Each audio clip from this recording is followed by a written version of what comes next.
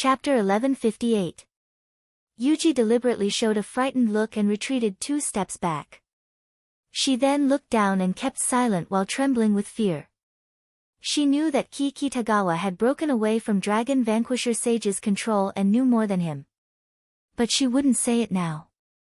What she said just now was to deliberately drive a wedge between Dragon Vanquisher Sage and the Joyous Palace experts around him. It must be noted that, Dragon Vanquisher Sage had cast a restriction spell on the core members of the Joyous Palace, and everyone's life was under his control. If these core members of the Joyous Palace knew that there was a way to break away from his control, they would probably immediately have second thoughts. Dragon Vanquisher Sage shifted to the mysterious golden-masked man and coldly said, "You must capture 2 of them alive after the battle begins. It's best if you can capture Ki Kitagawa and Zhuangying. I need to know the method to break my restriction spell from them." Understood. A strange light flashed in the mysterious man's eyes and he directly replied. 10 minutes later. Dragon Vanquisher Sage looked even more unsightly, but he was also secretly relieved. He had figured out the enemy's number and overall strength through the Truth Listener flag. Although they had thousands of people and many of them were powerful experts, his Joyous Palace had many experts like the clouds in the sky, so it was still possible for them to completely annihilate the enemy. However, the Joyous Palace would suffer huge losses once General Fukuda and the Jin Camp's people were all killed. It would be very difficult for them to return to their peak state for at least a decade. Kill them all. As the saying goes, 2 tigers cannot live on the same mountain. I must destroy the Jin camp and get rid of General Fukuda if I want to survive in Japan. Even if I suffer a big loss this time, I'll still have my word in Japan in the future. Even if the military and the government dare to disobey me, I'll kill them. Dragon Vanquisher Sage thought to himself. At this moment, whether it was Dragon Vanquisher Sage or General Fukuda, both of them issued orders to dispatch their experts who were good at sneak attacks to launch a life-and-death battle in the mountain forest. Yuji led a dozen of her trusted maids to detour from the mountainside. Although she was ordered to sneak attack the Jin camp's side, she didn't follow Dragon Vanquisher Sage's order at all. Under the flabbergasted eyes of her trusted maids, she quickly ran down the mountain. "Master, we're going down the mountain now. This is going against the palace master's orders." A beautiful woman finally couldn't help but ask. Yuji halted and looked at the dozen maids neatly lined up in front of her. Then, she said in a deep voice, "You are my people. I've trained and nurtured you since you were young. Now, I want to ask you, are you willing to pledge your loyalty to me, or to the palace lord?" "I swear my loyalty to master." The maids seemed to realize something, but they still replied in unison. Yuji nodded with satisfaction and said, "Since you've chosen to be loyal to me, then this battle has nothing to do with us. Remember, we're no longer people of the Joyous Palace from now on. We still have other missions, so we need to evacuate quickly." The maids were startled, but out of trust in Yuji, they quickly exchanged glances with each other and rushed down the mountain behind Yuji. At the Jin camp, Ki Kitagawa was sitting cross-legged in his tent with big beads of sweat dripping down his forehead. White smoke surged above his head and his glabella looked like an earthworm was constantly wriggling. Puff! A mouthful of blood spurted out from his mouth. Ki Kitagawa opened his eyes in a flash and an angry look flashed in his eyes. He quickly covered his chest and muttered to himself, "I can easily break that Joyous Palace old bald donkey's restriction, but I can't break that Tang bastard's restriction. My life is in his hands, so it seems I can only do as he says." Immediately after, Ki Kitagawa took out a scroll from his pocket and quickly wiped the blood on his lips. He silently adjusted his breathing for a few minutes and then floated up and appeared outside the tent in a flash. His cold eyes glanced around and found that most of his confidants had disappeared, replaced by some unfamiliar faces hovering nearby. Ki Kitagawa was keenly aware that these strangers' eyes swept over him from time to time. They were definitely sent by General Fukuda to monitor him. "Since you're heartless, don't blame me for being unjust. Kitagawa, don't ask for anything else, I just want to live." The thought flashed in Ki Kitagawa's mind and he immediately shouted, "Yujuan-kun, come here.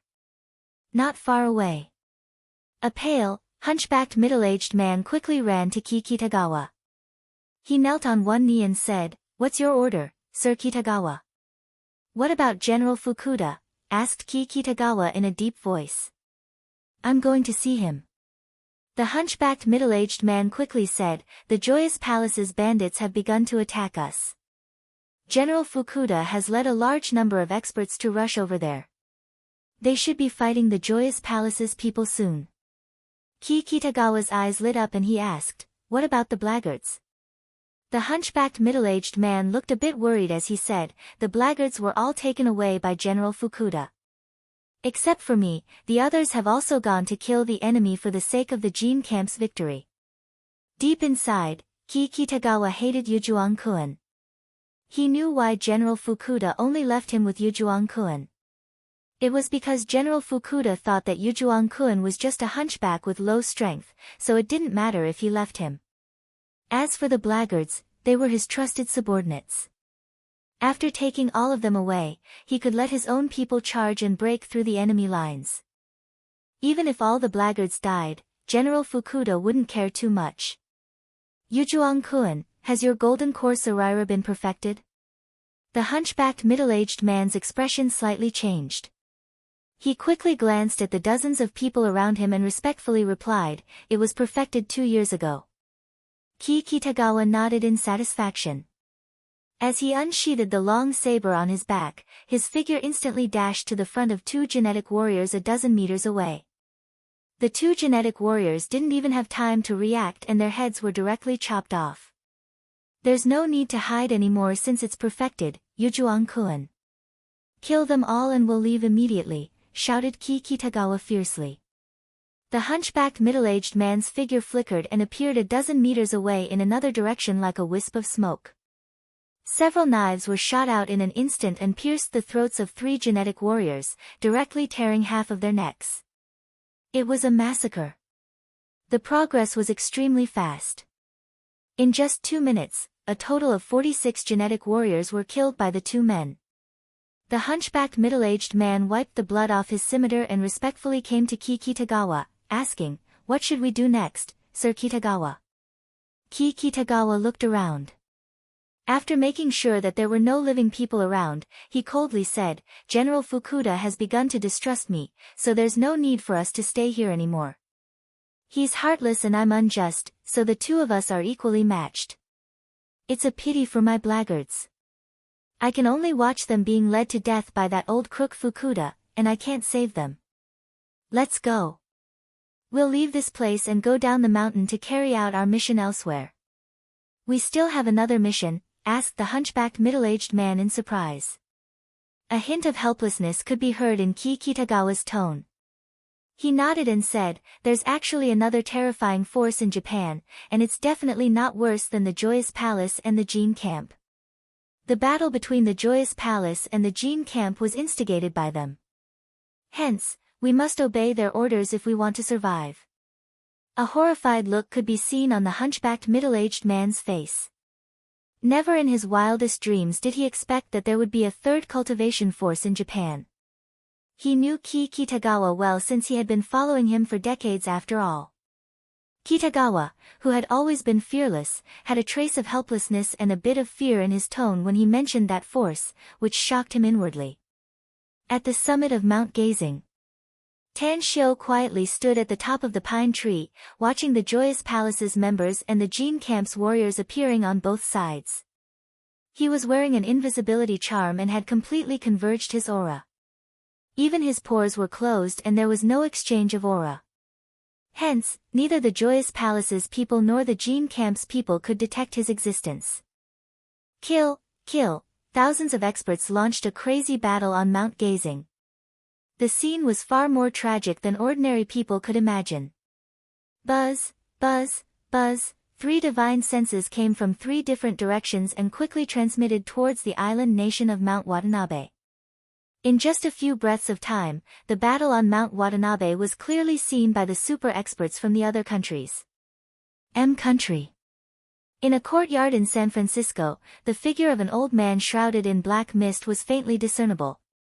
Glittering and translucent crystals around him exuded a soft white light that continuously poured into the black mist. Whoosh! A figure flickered lightning fast from the distance and appeared in front of the old man in just a short moment. Intense shock could be seen in his eyes as he directly knelt on the ground and waited quietly. Interesting. The old man shrouded in black mist opened his eyes and a dazzling brilliance burst out, causing 2 half-meter deep black holes to appear on the ground in front of him. The old man's voice was filled with a playful smile. The Caucasian man kneeling there suddenly looked up and asked, "What the hell happened, Venerable Wu?" The old man shook his head and smilingly said, "It's just a bunch of ants killing each other. But among those ants, there are 2 ants with pretty good strength." The Caucasian man hurriedly asked, "Where did the battle take place? Who are they? Do you want me to rush over there immediately?" "Venerable Wu, you once said that no matter where there's a large-scale battle, we must rush there as much as possible to get some benefits from it." Chapter 1159. A contemptuous look appeared in the old man's eyes. He sat cross-legged and shook his head. "I only know that it's Japan, but I don't know who they are. Forget it. Let's not meddle in the affairs of Japan since they're far away from us. They're just a bunch of nobodies who can't achieve anything. They can't break through the shackles even if they kill each other." The Caucasian man hesitated and said, "Venerable Wu, since there's a large-scale battle going on in Japan, we might be able to profit from it." The old man gently raised his arm and a violent black smoke column suddenly bombarded the Caucasian man. A bit of killing intent could be heard in the old man's voice as he coldly snorted. "You dare to go against my will?" "I dare not." The Caucasian man was sent flying more than 10 meters away, crashing heavily into the wall. However, in the next moment, he immediately flipped over and knelt down about 10 meters away from the old man. After respectfully kowtowing a few times, he quickly retreated. The old man looked at the Caucasian man's back as he left and the contemptuous look in his eyes turned more intense. He had indeed issued an order before that no matter where there was a large-scale battle, he must rush there as fast as possible. Once those people were injured, he would finally reap the benefits. However, he had already broken through the shackles and possessed a formidable power that those cultivators couldn't even imagine. Why would he care about the benefits? India, inside the pyramid jungle. A bare-chested old man with bare feet was standing there. He looked like a candle in the wind and was on the verge of collapse, but there was a strange expression on his wrinkled face. How interesting. I didn't expect that there would be so many cultivators in such a small Japan. Judging from the battle scene, it should be those Buddhist cultivators who won, right? But aren't the real Buddhist cultivators from China's Buddhist sect? These Buddhist cultivators, are they cultivators who have fallen into the demonic path? I don't care who they are. They're just a bunch of nobodies that have no effect on me. The most important thing now is to find that spatial passage as soon as possible. 120 years. I only have 120 years left to live. If I can't find that spatial passage and reach the world where the gods are, I'm afraid I'll disappear from this world. The barefooted old man's body suddenly trembled and a violent aura erupted from his body. His overwhelming divine sense instantly bombarded the other 2 divine senses. Pfft! The barefooted old man crazily spurted a mouthful of blood. His stooped body instantly straightened up and he shouted, "You 2 old farts. I'll trample you under my feet sooner or later." Huaxia. In the Chilean mountains of Qinghai province, an old lady dressed in linen clothes and a headscarf was lying on a bamboo chair in a thatched hut. The airflow around her formed lines, constantly twisting. Outside the thatched hut, 9 young girls in white dresses with long hair draped over their shoulders seemed to have sensed the energy fluctuations in the thatched cottage. They floated over from afar and stood in a row. The old woman's body suddenly trembled, and she instantly stood up straight.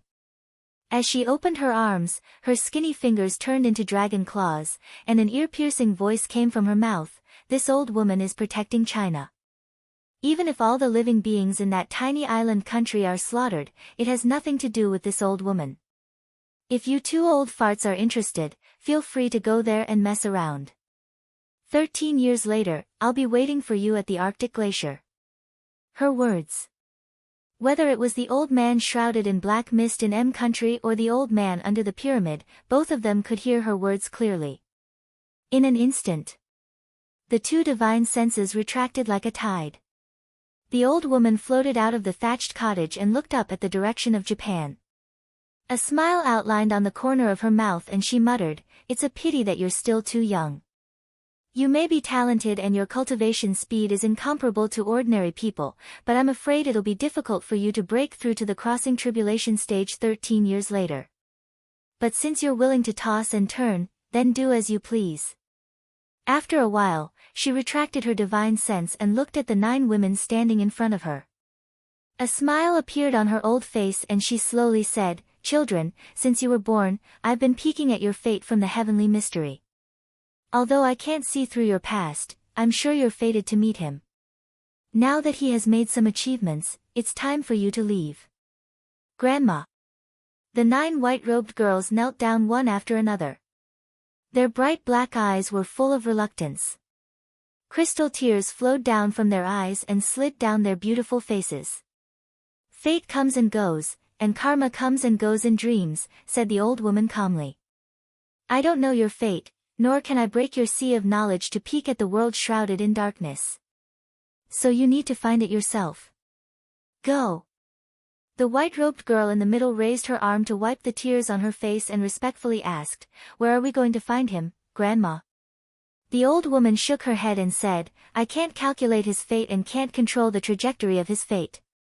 Although he's in Japan now, I'm afraid he'll leave there in a few days if my guess is correct. So you need to find him yourself." The white-robed girl in the middle asked, "Please point us to a range, Grandma." The old woman couldn't help laughing and said, "Zhongling, you're the smartest girl. You've been following this old woman for decades and have figured out some of my temperament. Forget it. Making you look like headless flies is really difficult for you. Let's go to Star City. He was born there and grew up there. That place is his root, after all." Star City. The 9 girls deeply remembered the name. They knelt down in front of the old woman and heavily kowtowed 3 times.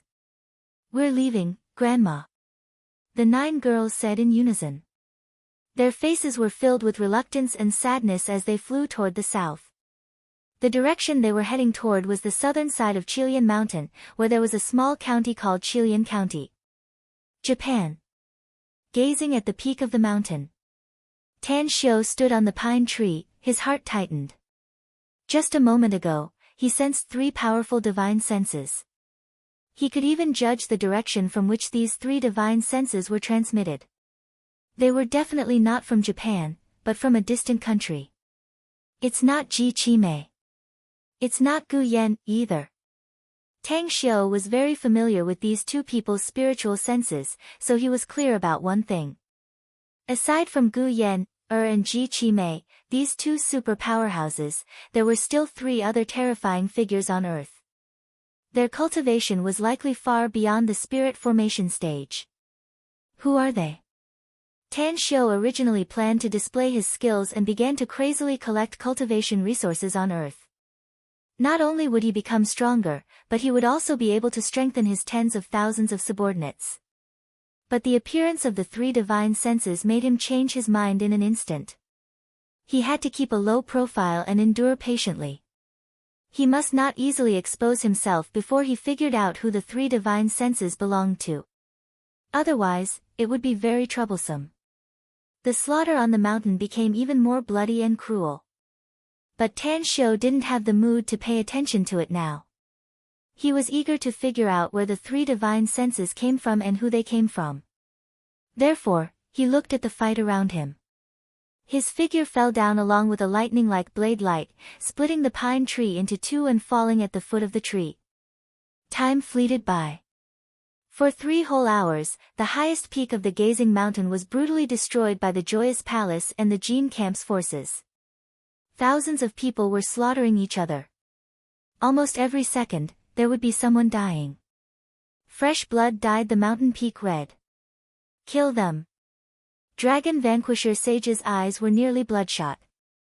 The number of genetic warriors who died in his hands for 3 whole hours was at least 500.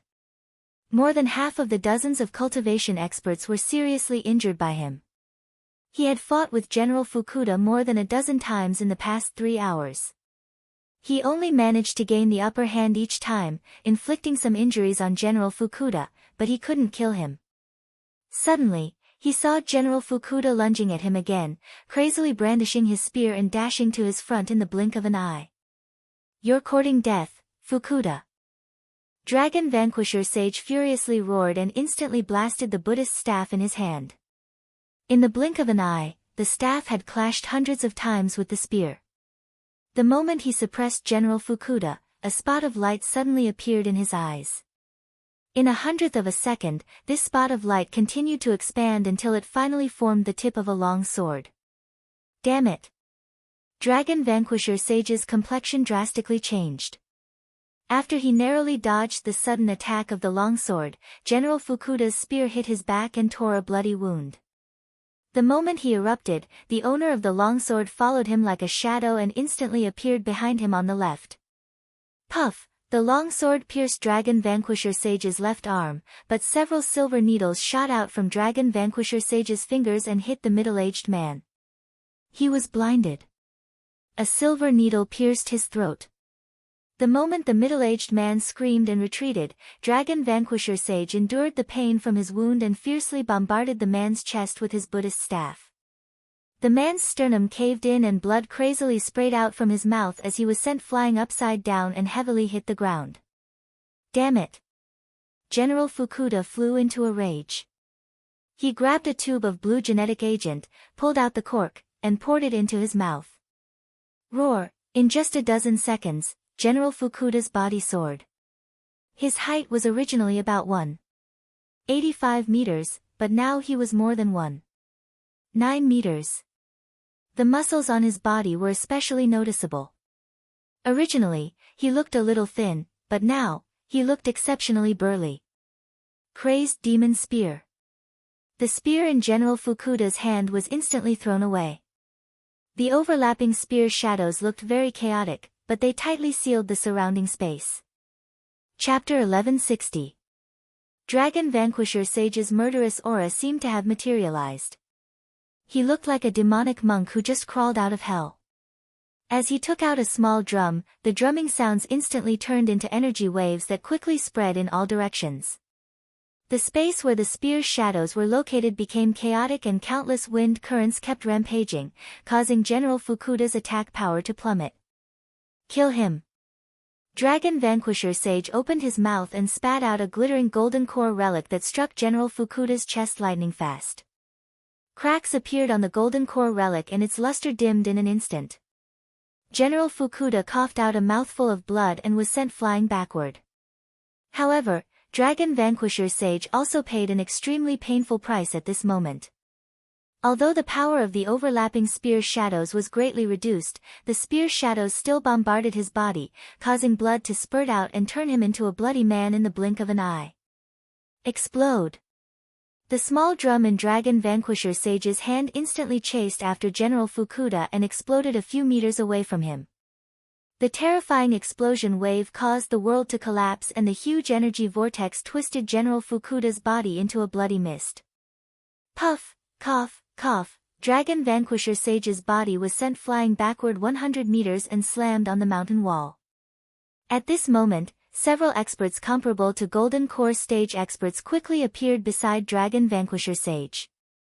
One of them took out a porcelain bottle and poured the elixir inside into the sage's mouth.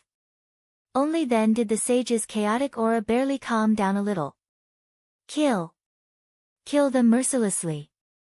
You must exterminate all the Gene Camp members. Dragon Vanquisher Sage coughed up 2 mouthfuls of blood again and ordered with bleak eyes. Understood. Only 2 of the Joyous Palace experts stayed with Dragon Vanquisher Sage while the rest rushed toward the genetic warriors in the surroundings. Massacre. The Joyous Palace members shouted the slogan, "General Fukuda is dead," and turned into a one-sided massacre. The remaining 800 members of the Gene Camp desperately resisted and tried to flee to the distance. However, The Joyous Palace experts were much stronger than the genetic warriors and were faster. Hence, the massacre speed soared when the morale of the Gene Camp's genetic warriors plummeted. In just a few minutes, hundreds of genetic warriors were slaughtered. Bao Lei. Suddenly, a genetic warrior stopped in his tracks.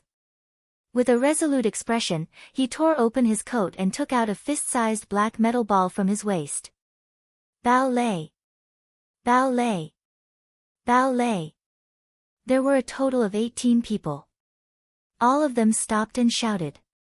They also took out fist-sized black metal balls from their bodies and threw them toward the Joyous Palace experts who were chasing them. The violent explosion instantly engulfed everything within 100 meters.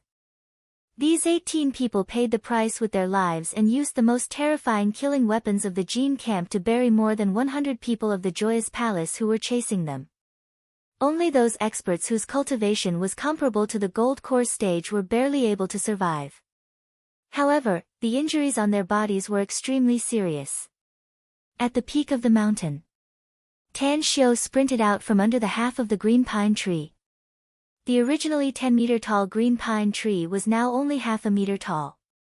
Half of this half-a-meter tall tree trunk had been split in half. It's almost time. Tan Xiu instantly released the divine sword in his hand and instantly beheaded all the Joyous Palace's disciples within a radius of tens of meters. As a huge amount of primal chaos force was released, the Jade Array core buried around the green pine tree was instantly activated. Along with the flow of his primal chaos force, the array patterns that Tang Xiu had engraved in advance within the range of tens of kilometers around the mountain were completely stimulated in an instant. Sky Coiling Array. Tan Xiu's figure vanished into thin air before countless people's eyes. The remaining Joyous Palace's disciples and the Gene Camp's genetic warriors all felt the changes in the surrounding airflow at this moment.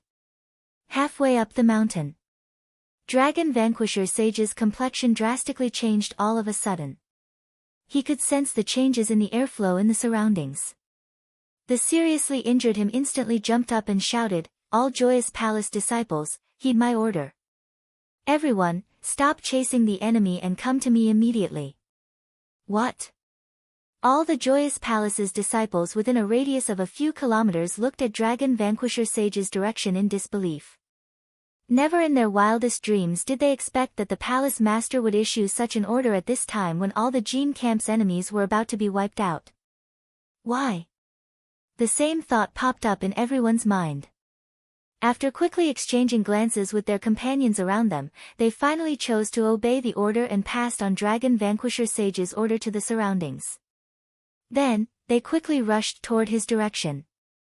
The Gene Camp's genetic warriors immediately relaxed after they found that the Joyous Palace's powerful enemies didn't chase after them.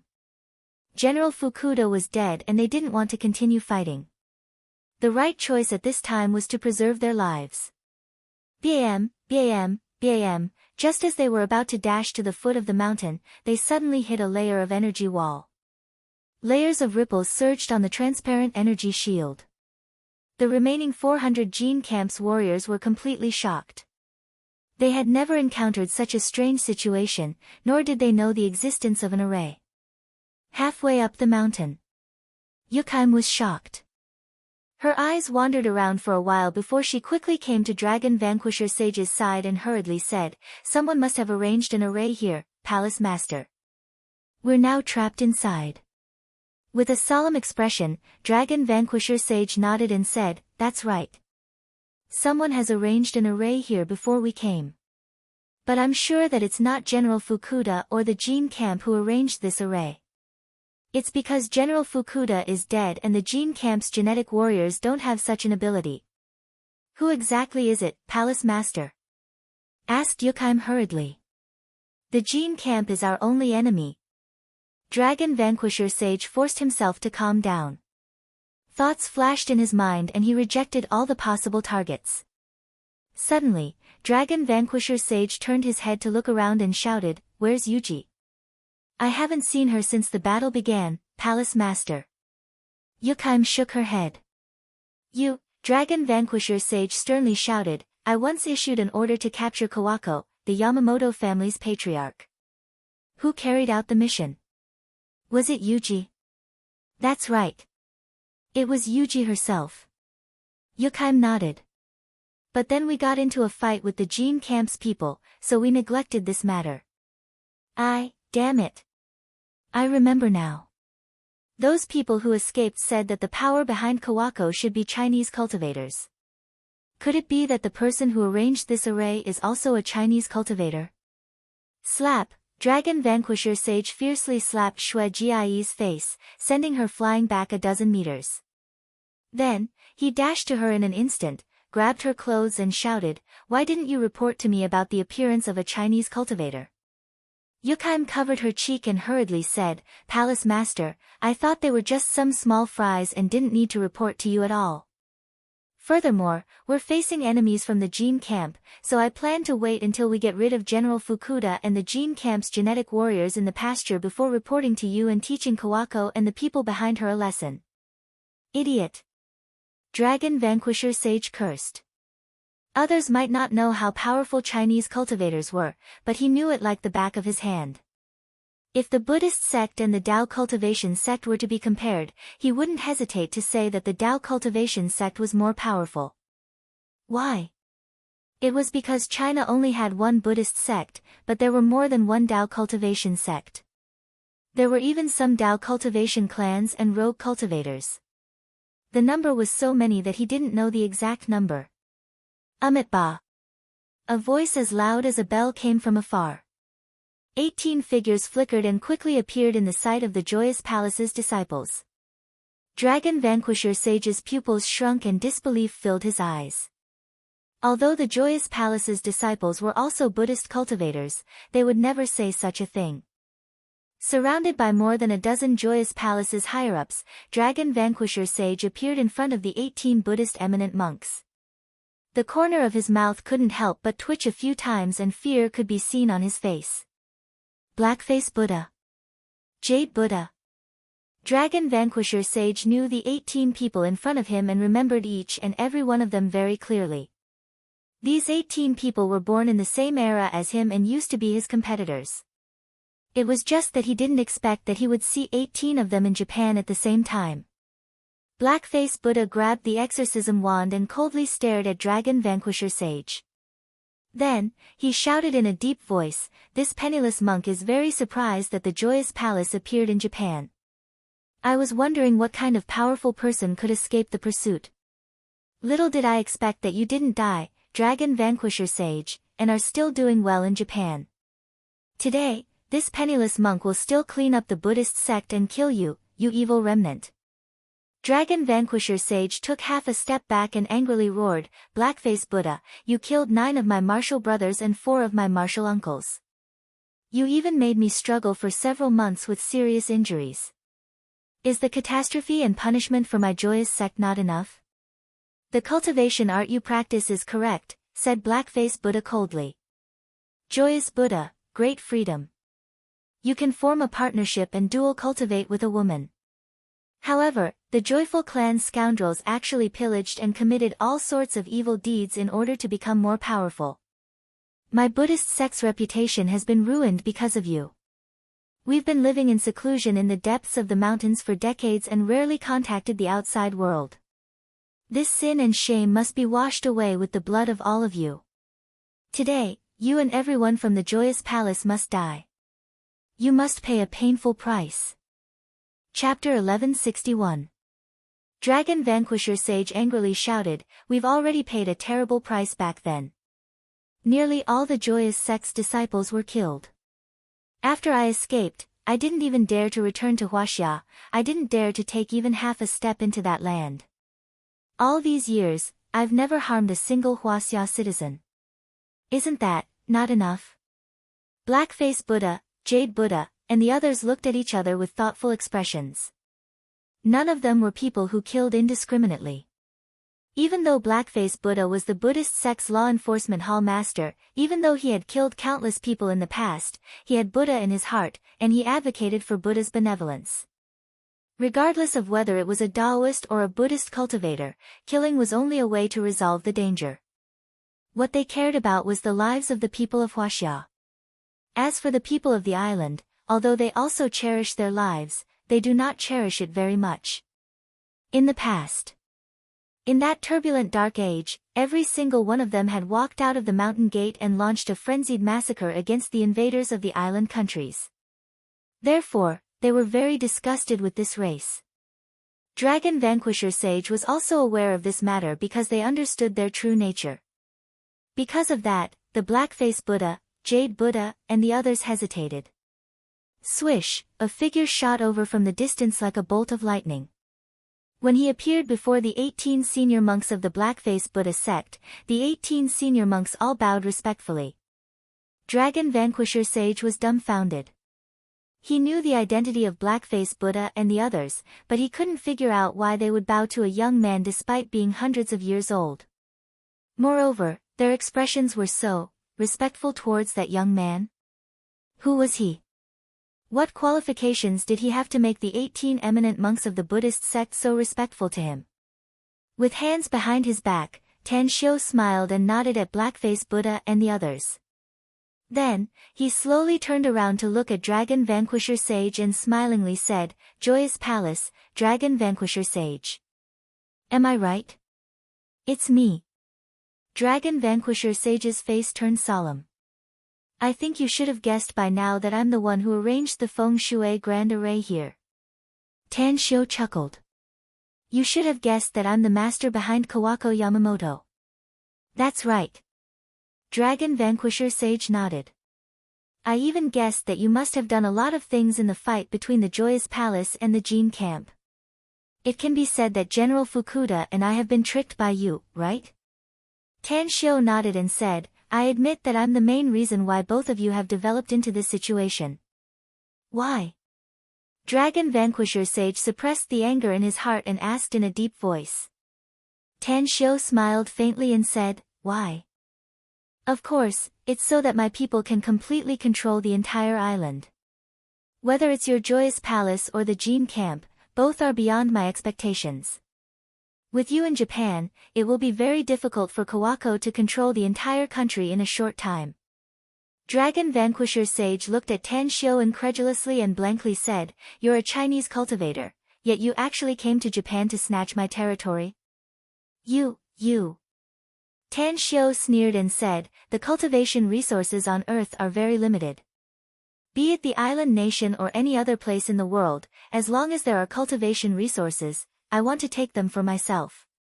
The path of cultivation is to fight against the heavens, against the earth, and against men." Dragon Vanquisher Sage fell into silence. He knew that Tan Xiu's words made sense. Wasn't the reason why he occupied Japan and secretly developed there in the first place for cultivation resources?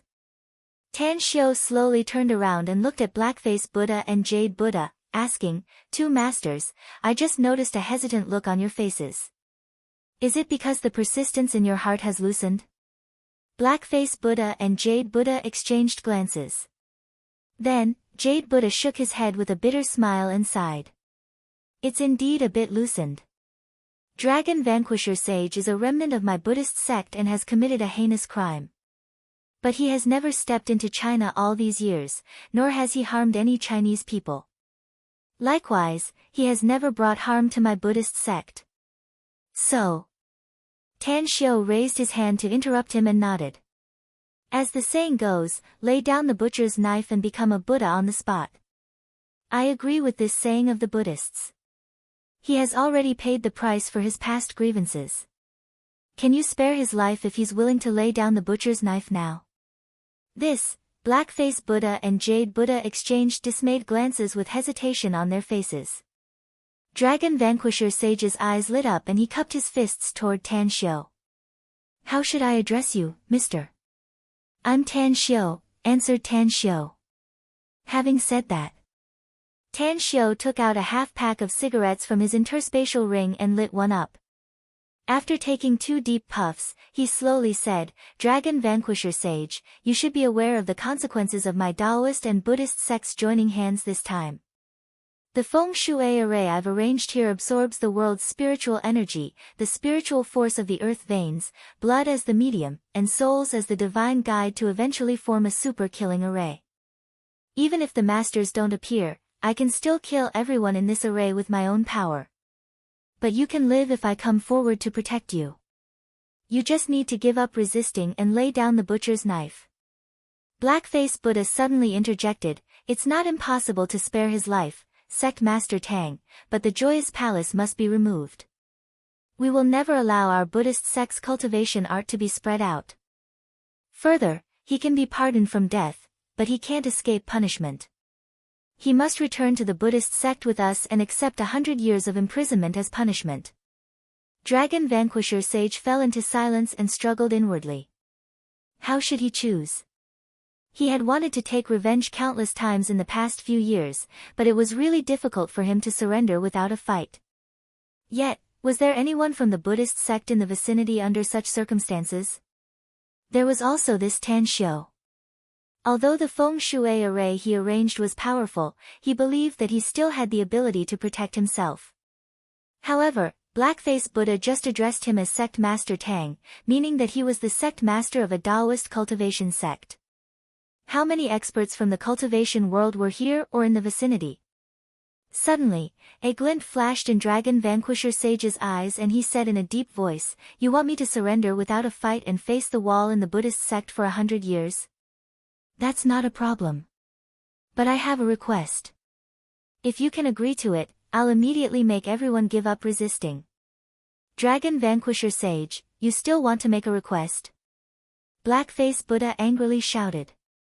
What qualifications do you have to make a request, Dragon Vanquisher Sage? Killing intent surged inside Tan Xiu's heart. He could vaguely guess what Dragon Vanquisher Sage wanted to ask for. However, he still asked indifferently, tell me your request. My joyous palace saintess is missing. I raised her and raised her, so she's the closest person to me, said Dragon Vanquisher Sage slowly. I'll agree to your request if you can help me find her and make her follow me to the Buddhist sect in China to face the wall for 100 years. Otherwise, we'll just have to part ways. If you want to kill me, I'm afraid you'll have to pay an extremely painful price. As expected. A glint flashed in Tan Xiu's eyes. He could feel Dragon Vanquisher Sage's unwillingness. After all, he had lived a carefree and happy life for so many years. How could he be willing to be imprisoned for 100 years? In Dragon Vanquisher Sage's eyes, Saintess Gongwan's physique was like a human cauldron. Dragon Vanquisher Sage's cultivation would skyrocket once he obtained Gongwan's body. At that time, Dragon Vanquisher Sage's combat prowess would be on par with him. At that time, no one in the entire Buddhist sect would be able to subdue him. At that time, it was very likely that the Buddhist sect would face a great calamity. It was very likely that blood would flow like a river at that time. Tan Xiu turned to look at the 18 eminent monks and slowly said, Masters, you must lay down your butcher's knife and become a Buddha on the spot. But if you lay down your butcher's knife and your heart is filled with hostility, not only will you not become a Buddha, but you'll also become a butcher's knife on Buddha's neck. The hostility in his heart is too strong, and his hatred for the Buddhist sect is too intense. Forget it. Ashes to ashes and dust to dust is the best ending for him. Blackface Buddha looked at Tan Xiu with a bewildered expression and asked, Why do you say that, Sect Master Tang? The joyous palace saintess is the target of Dragon Vanquisher Sage's cultivation, said Tan Xiu indifferently. Once he destroys her body and plunders all the energy inside her, I'm sure all masters are well aware of how much his power will soar. How many people in the Buddhist sect can restrain him at that time? Who can guarantee that he won't go on a killing spree in the Buddhist sect to avenge his brothers and sisters? Blackface Buddha's eyes narrowed and killing intent emerged again. Jade Buddha slowly nodded and said, Sect Master Tang is right. Dragon Vanquisher Sage's intention for making such a request is to be put to death. I thought he would repent sincerely, but I didn't expect him to have another scheme. The cultivation of a female cauldron is simply insane. It seems that every disciple of the Joyous Palace has fallen deeply into the demonic path and can't extricate themselves. This penniless monk will clean up this scourge for this world. A golden Vajra ring was removed from Jade Buddha's wrist. It kept growing bigger and bigger until it was the size of a millstone in just a few breaths of time. Then, a ring of flame ignited on the Vajra ring, causing Jade Buddha's violent aura to soar. The Vajra ring had already arrived in front of Dragon Vanquisher Sage when it was about to pounce on him. Damn! The Buddhist sect's supreme treasure, the Vajra ring? Jade Buddha, don't blame me for being ruthless since you insist on fighting this palace to the death. All Joyous Palace disciples heed my order and go all out to kill the enemies. As long as you can kill all these enemies today, this palace will lift the seal on your bodies and give you a lot of cultivation resources. Dragon Vanquisher Sage furiously shouted and slammed the Vajra ring with the Buddhist staff in his hand. Bam! A violent energy wave spread in all directions. Dragon Vanquisher Sage's arms were numb and blood flowed out from the corner of his mouth again. His body violently retreated, but the Vajra ring was also blasted tens of meters away. Jade Buddha's body trembled and disbelief filled his eyes. He realized that his strength couldn't compare to Dragon Vanquisher Sage at all. If it wasn't for Dragon Vanquisher Sage being seriously injured, he would have been seriously injured by the blow just now. He fiercely shouted, "Senior and junior brothers, this fella has stepped into the demonic path and is much stronger than before. Let's join forces to kill them and completely eliminate this joyous palace." Chapter 1162. Kill! Kill! The other eminent monks turned into meteors and pounced toward Dragon Vanquisher Sage. All of them were eminent monks who had been cultivating for hundreds of years and were naturally not weak. Even the weakest among them was comparable to a Golden Core expert. Blackface Buddha and Jade Buddha, on the other hand, were comparable to nascent soul stage experts. With everyone joining hands, more than a dozen Joyous Palace disciples were killed in just a dozen breaths. Tan Xiao didn't participate in the battle. His figure was like a cannonball as he bolted toward the top of the mountain. He needed to control the entire array now.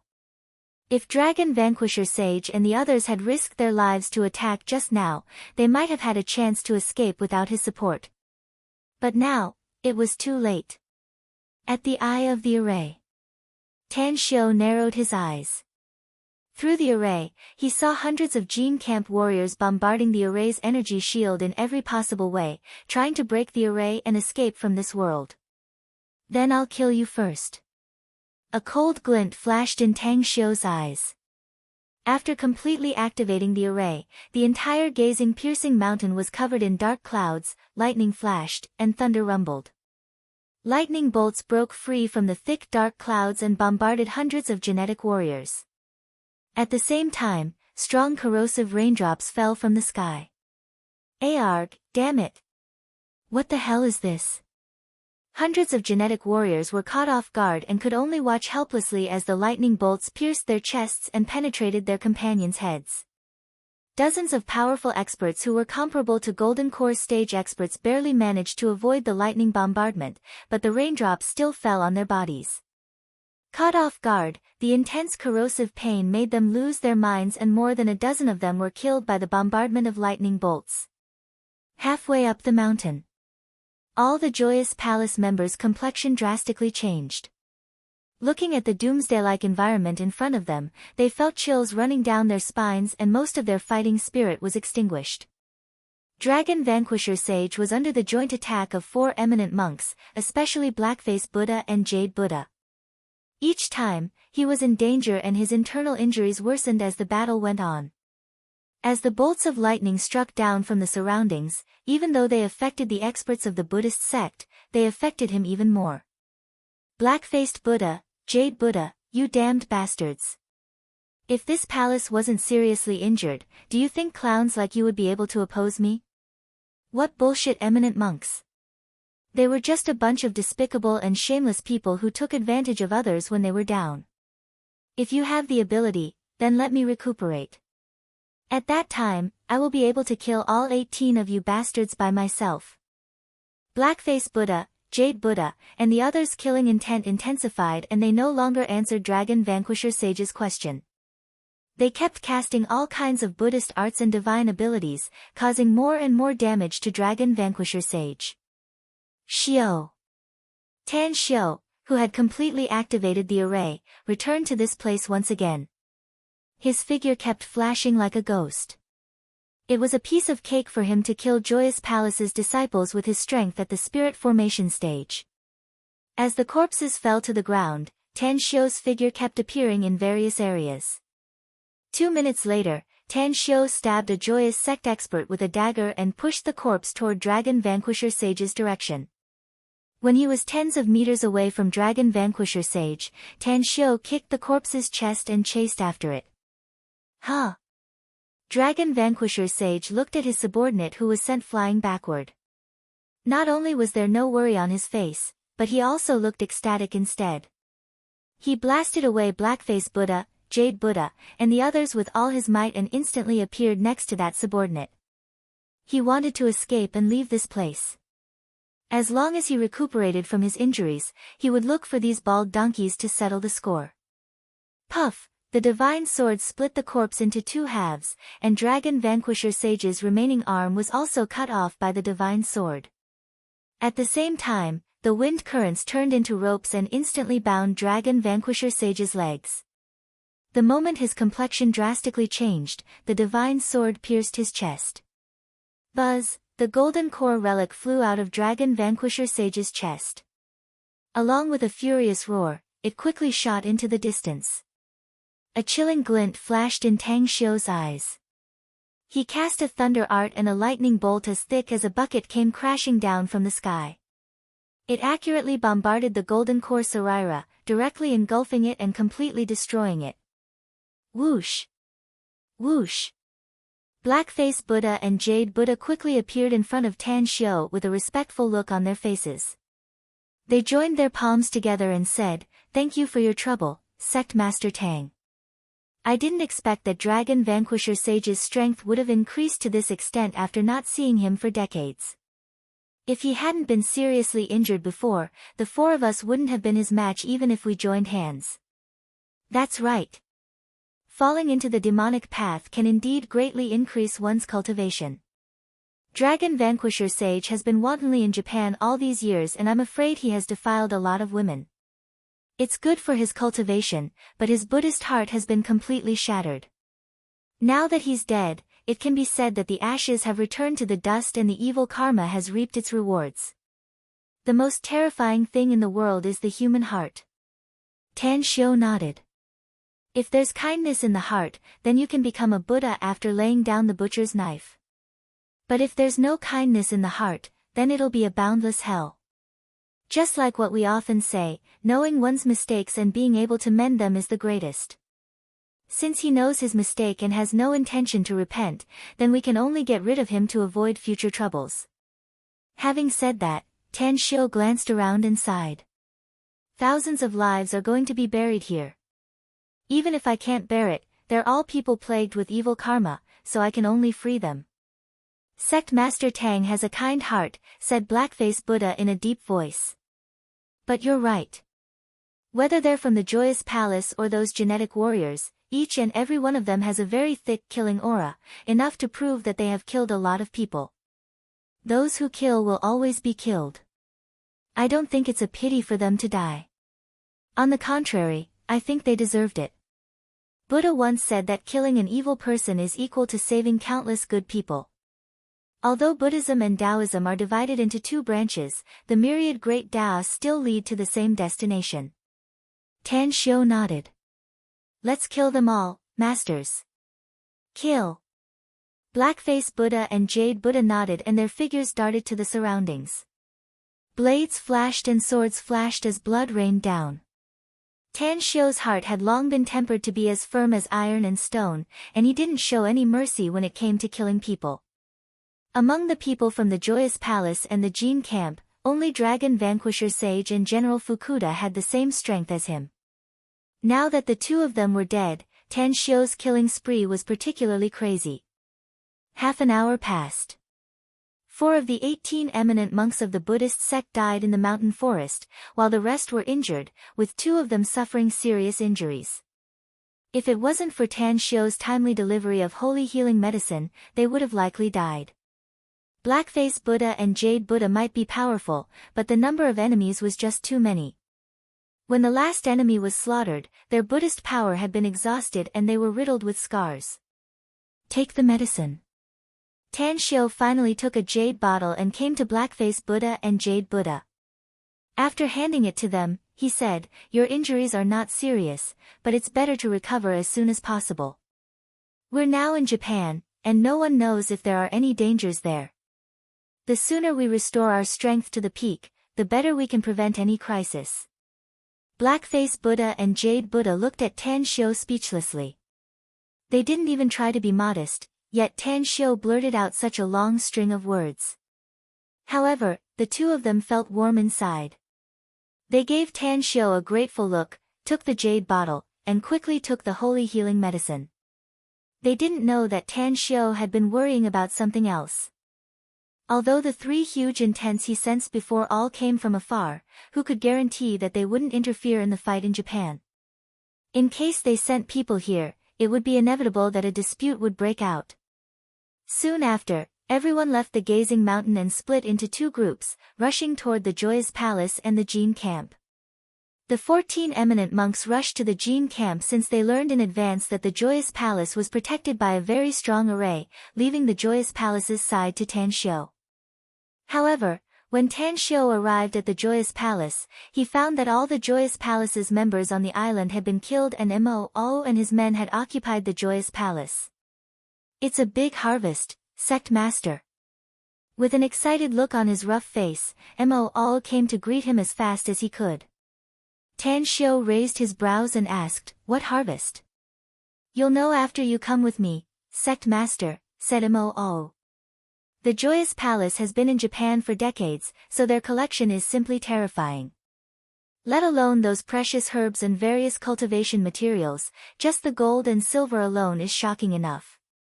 That's right, there are also a lot of antiques and curios, all of which are good stuff. Tan Shio's heart moved and he followed Mo into an antique pavilion. To his surprise, there was an elevator in this classical-style building. After the two entered the elevator, Tan Shio found that there were buttons for the first, second, and third floors in addition to the first and second floors. "An underground space?" asked Tan Shio curiously. Mo heavily nodded and said, "The third floor is filled with gold, silver, and jewelry. We can definitely set up a large jewelry store if we can ship all of them out. Most importantly, the jewelry store will never lack products in the next few years. The second floor is filled with antiques, precious ores, fierce beasts' bones, and so on, and the first floor is filled with all kinds of precious herbs." Tan Shio was secretly looking forward to it after hearing it. What he lacked the most now was not money, but cultivation resources.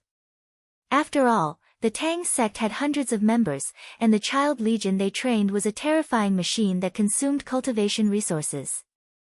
The annual consumption of resources was a terrifying number. After a while, when the elevator stopped on the third floor, the elevator door was opened. Just as Tan Shio stepped out of the elevator, he was shocked by the scene in front of him. Chapter 1163. The underground space was the size of a football field and nearly 6 meters high, supported by huge pillars. The space inside was half the size of a football field, with rows of neatly arranged cabinets with gold bricks stacked on top of them. Even though Tan Shio had seen a lot of gold, it couldn't be compared to the amount in front of him. This gold is at least 100 tons. Tan Shio secretly estimated and felt that his estimation should be a lot less. On both sides of the outer space were the shelves stocked with silver.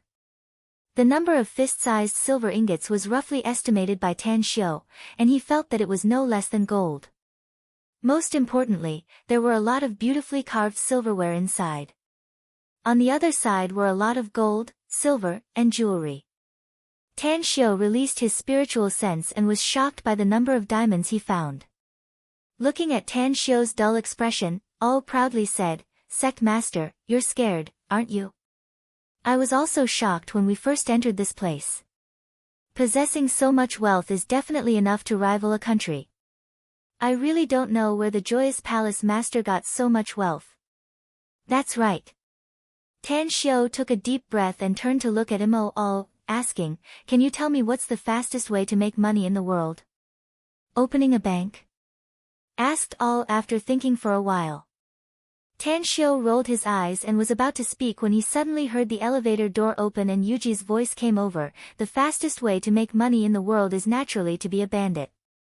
Robbing people is just a shortcut, but robbing those rich and powerful people is a wise move.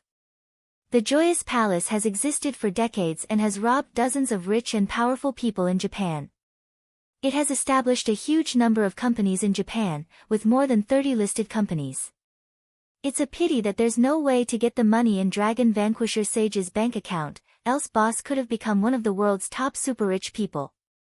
Tan Shio glanced at her and lightly said, people need to be content with what they have. It's already a good harvest to get these gold, silver, and jewelry. As for the money in Dragon Vanquisher Sage's bank account, let those banks take advantage of it. It's me who opened the Joyous Palace's array, boss, said Yuji with a smile. Otherwise, they would still be outside trying to destroy the array. How are you going to reward me with such a great contribution? Tan Shio took a few steps towards Yuji and looked at her smiling face. The corner of his mouth slightly curved as he asked, what reward do you want? A chill ran down Yuji's spine.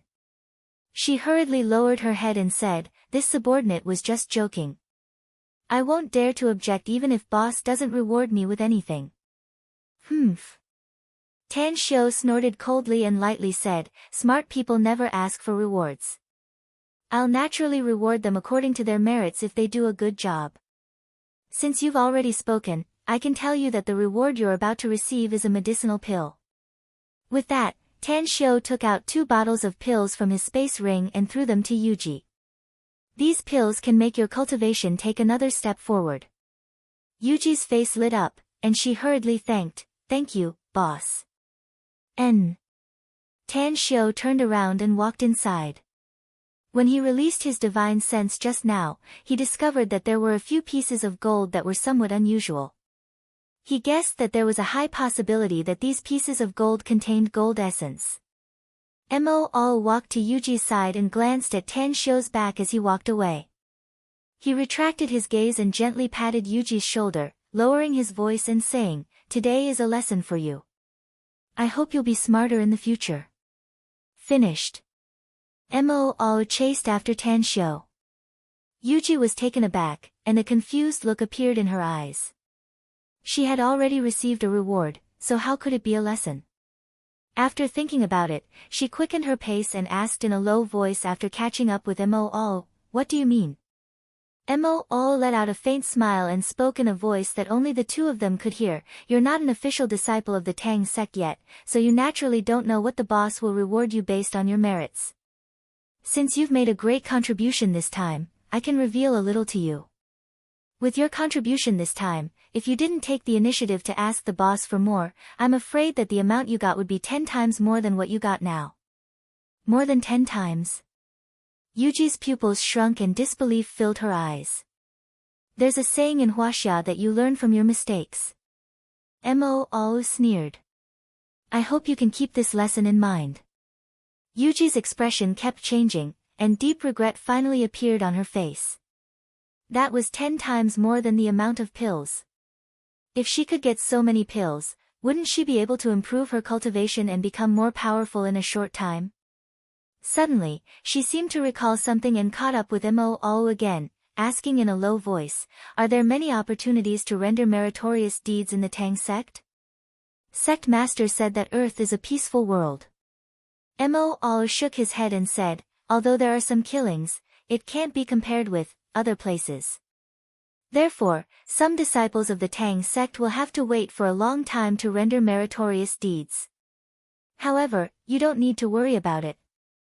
As long as you can pass the test of Sect Master and successfully become a real disciple of the Tang sect, you'll be provided with a certain amount of cultivation resources every year. Additionally, you can also buy precious herbs, ores, and even fierce beasts' corpses and other resources through your own channels and exchange them for pills from the sect.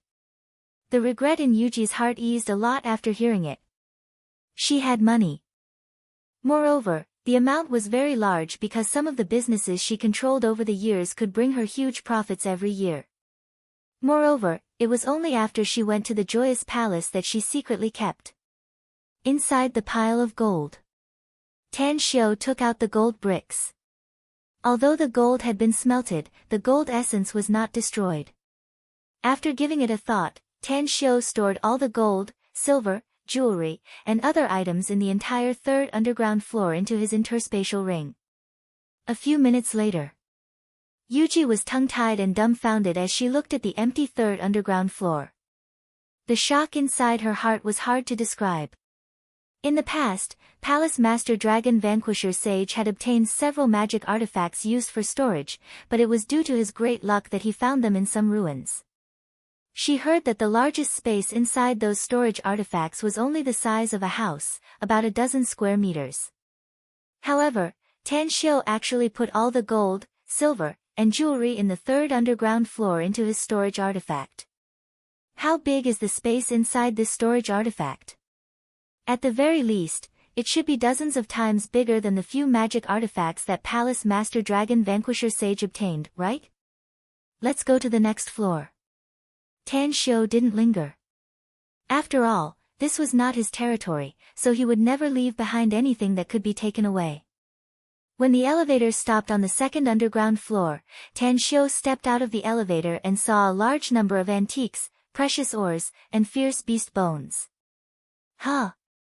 Tan Xiu's figure flickered and instantly appeared in front of the wall tens of meters away. He looked at the complete skeleton of the fierce beast on the ground with a surprised look on his face. As he cast a seal on the fierce beast's skeleton, a 10-centimeter-long golden bone finger floated out from the chest cavity and slowly floated in front of Tan Xiu. An immortal beast bone finger. Tan Xiu could sense the enormous immortal force contained in this bone finger. He even realized that if he could properly utilize this bone finger, not only would he be able to increase the strength of his physique by several times, but his cultivation level would also skyrocket a lot. Here, there were treasures everywhere, and any one of them could be sold for a sky-high price. But in Tan Xiu's eyes, the gold, silver, and jewelry on the third underground floor, as well as the other treasures here, were not as valuable as this 10-centimeter-long bone finger. Shortly after, Tan Xiu put all the items into his interspatial ring and then went to the first underground floor. He didn't expect that the Joyous Palace actually had a huge reserve of precious herbs. There were even dozens of millennium-old wild ginsengs. After leaving the underground space, Tan Xiu, accompanied by Mo Ao and Yuji, circled around the entire island and found that Mo Ao and the others had nearly plundered all the valuable things in the Joyous Palace. He even saw Mo Ao stuff the bed of Dragon Vanquisher Sage, the Joyous Palace Master, into his interspatial ring because the bed was made of precious gold-threaded Phoebe wood. This is for you, Sect Master. Mo Ao obviously didn't want to give the looted things to Tan Xiu, but there was one thing he didn't dare to keep, a chair. Its entire body was crystal clear and was made of cold ice jade. That's a good thing. Tan Xiu looked surprised. It's indeed a good thing, so I didn't dare to keep it for myself. Mo Ao smiled. Tan Xiu smiled and patted Mo Ao's shoulder. He then threw a jade bottle to him and smilingly said, "This is the soul accumulating pill. I consumed a lot of herbs and barely managed to refine 4 of them. Take it now and wait until we return to Nine Dragons Island before you go into seclusion." Mo Ao's spirit shook and he hurriedly asked, "Sect Master, the effect of this soul accumulating pill is, take this soul accumulating pill and it will greatly enhance your spiritual sense. At the very least, it will be comparable to the spiritual sense of a peak nascent soul expert," said Tan Xiu with a smile. Hiss, Mo Ao couldn't help but gasp. His strength had progressed very fast, but his spiritual senses improvement was very slow. His spiritual senses intensity was even lower than his younger brother, Mo Ao's.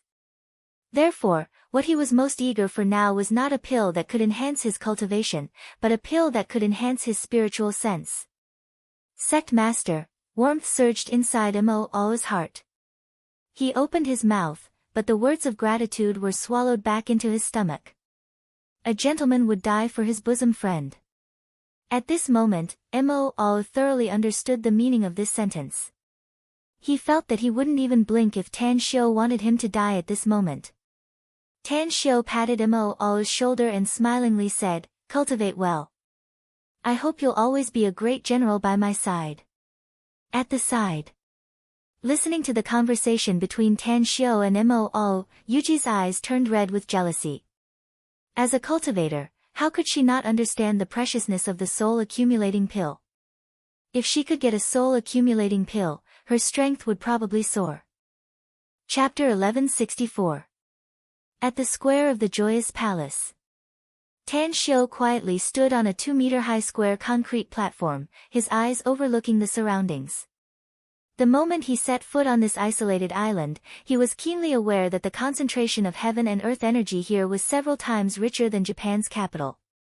It wasn't an array. Instead, it was a small spiritual vein beneath the island. In fact, this spirit vein led to the bottomless ocean floor. However, he was a bit curious about it. The spiritual vein beneath the island had been forcibly cut off by someone with great divine power, so it could only extend for tens of kilometers at most. Otherwise, this isolated island would definitely be comparable to some blessed lands. Whoosh! Whoosh! Whoosh! Figures flickered lightning fast from all directions and quickly appeared in front of Tan Xiao. Moo, Tang Guang, Kawako, He Xiong, Xue Sha, all looked excited as they looked at Tan Xiao. The harvest was quite bountiful. Even Tangan, who was hiding in the dark, let out a faint smile. Her harvest was a lot, even more than Moo's. She had stuffed a lot of valuable things into the interspatial ring she got from Tan Xiao. Where's Gongwan? Finally, Tan Xiao retracted his gaze from the distance and looked at the people in front of him. She left with Kitagawa and hasn't returned yet, answered Kawako. Tan Xiao furrowed his brows and slowly said, let's wait for another half an hour. If they don't return within that time, then we won't wait anymore. 20 minutes later. 2 figures flickered lightning fast from the distance and quickly appeared in front of Tan Xiao and the others. The 2 returned this time, each carrying 2 big black suitcases. The moment they put the suitcases on the ground, it was obvious that they were loaded with heavy things. Where did you go? Asked Tan Xiao as he observed them. Kitagawa angrily glared at Gongwan, and immediately cupped his fists. We went to the Jin camp's headquarters, boss. Tan Xiao frowned and asked, what did he do there? General Fukuda has been operating in Japan for hundreds of years, said Kitagawa. We thought he must have a lot of treasures there, so Gongwan and I personally went there. While the Buddhist monks were slaughtering the remaining genetic warriors, we sneaked in and found the Jin camp's treasury. The contents of these 4 suitcases were taken from the treasury of the Jin camp. There are even more things on the shore. Tan Xiao raised his eyebrows and said, open the suitcase. Immediately after. The 4 big black suitcases were all opened. When Tang Xiao saw the contents inside, a surprised expression appeared on his face. It was because there was no gold or silver in these 4 suitcases. 3 of them only contained some precious jewels, jades, and some antique calligraphy and paintings. The 4th suitcase that was opened was filled with precious medicinal herbs. Even with Tan Xiao's experience, he felt that these medicinal herbs were very precious. Well done. Tan Xiao waved his hand and the contents of the 4 suitcases flew up and were quickly stored into his interspatial ring. Afterward, Tan Xiao took out 2 jade bottles and threw them to Kitagawa and Gongwan. Then, he lightly said, you've made a great contribution this time, so these pills are your rewards. Go and bring everything here. I'll give you a big fortune later. A big fortune? Gongwan, and Kitagawa exchanged glances. Just as Kitagawa was about to take the rest of the things, Gongwan, suddenly said, boss, will Kitagawa be punished if I report him? Tan Xiao squinted his eyes and asked, what do you want to report him for? Kitagawa's expression drastically changed and he fiercely shouted, don't talk nonsense, Gongwan, Gongwan, took out a chopstick-thick golden rope from her sleeve and said, this is the treasure we got from the Jin camp storehouse. I don't know what it is exactly, though. Also, Kitagawa also has one, but he got a fist-sized metal ball. I don't know what it is. Kitagawa's expression drastically changed and he glared at Gongwan, her with hatred. Then, he unwillingly said, "Boss, the thing I took from the Jean Camp storehouse is mine. There's nothing special about it, but it has some meaning to me." "Take it out," said Tan Shio. Kitagawa's body slightly trembled a few times. He gritted his teeth and took out the fist-sized metal ball from his sleeve and said, "That's it. She's just an ordinary toy." A glint flashed in Tan Shio's eyes. He looked at the small seal characters on the metal ball. A suction force suddenly appeared in his palm and sucked the metal ball from Kitagawa's hand. As he cast a hand seal, the seal characters attached to it radiated golden light and gradually turned into golden starlight. Kacha! The metal ball split into 8 pieces and a sparkling and translucent ball the size of a ping-pong ball appeared in front of everyone. Others couldn't see it clearly, but Tan Shio could clearly see that there was a phantom inside this sparkling and translucent ball. It was a frigid jellyfish. Tan Shio didn't expect that such a thing would exist on Earth. It must be noted that this frigid jellyfish was a very good treasure even in the immortal world, and many super forces had it. It was precisely because of its existence that these super forces could deepen their foundation. Tan Shio shifted to Kitagawa and slowly asked, "Do you know what it is?" Kitagawa felt that Tan Shio's eyes seemed to be able to see through his mind. He hesitated for a moment and then braced himself to answer, "That's right. This is a Dragon Ball. General Fukuda once said that it was this Dragon Ball that made his cultivation soar. I've sneaked into his secret chamber several times before. Although I found the hiding place of this Dragon Ball, I never had a chance to steal it." "Idiot." Tan Shio cursed contemptuously and lightly said, "This isn't a Dragon Ball at all, but a carrier. It's a frigid jellyfish, an object that's very beneficial to all cultivators. You can choose to keep this thing for yourself, Kitagawa, or I'll give you a fortune. Choose one of the two, and I want you to give me your answer now." Kitagawa really wanted to take this thing back, but he could only endure the pain when he saw Tan Shio's indifferent eyes and respectfully said, "I choose a fortune, boss." Tan Shio nodded and said, "Go and bring everything here. In a moment, all of you here will be able to obtain a great fortune." Having said that, he quickly flew into the distance. It took him 4 hours to set up a feng shui formation on the entire island. The feng shui formation he had set up was a heaven-defying and heaven-defying formation. It was to completely destroy the feng shui treasured land and cut off the underground spirit veins. Then, it would be used to strengthen itself. Sky Pilfering Array. This array was actually created by one of Tan Shio's disciples when he was in the immortal world. That disciple was an amazing cultivation genius who took only 3,000 years to cultivate to the Golden Immortal stage and was just a step away from reaching the perfected Golden Immortal stage. Unfortunately, he died in a battle before he could fully grow up. He didn't even leave any trace of his life, so his soul were scattered. When Tan Shio returned to the square, he saw more than a dozen people there. Among them was a slightly hunchbacked middle-aged man, and the rest were young women in white dresses. "Who are they?" asked Tan Shio with a frown. Yuji stepped forward and answered, "They're my trusted maids." Kitagawa followed closely behind her and said, "He's Lord Yuzhong, my trusted subordinate." Tan Shio slightly furrowed his brows and lightly said, "They're no longer your maids and subordinates from today onward. The 16 of you, listen up. You now have 2 choices. First, stay on this island forever and never leave for the rest of your life. Second, become Kawako Yamamoto's subordinate and stay in Japan to work for her." Yuji and Kitagawa exchanged glances. Anger flashed in their eyes, but they didn't dare to utter a word. The 16 of them exchanged dismayed glances. They looked hesitant and didn't know what to choose for a while. As a matter of fact, they didn't know Tan Shio at all. But they were smart enough to guess that Tan Shio was the leader of that mysterious force when they saw their master being so respectful to him. Lord Yuzhong came to Tan Shio and cupped his fists. "This. Sir, I'm trained by Sir Kitagawa. He's my master.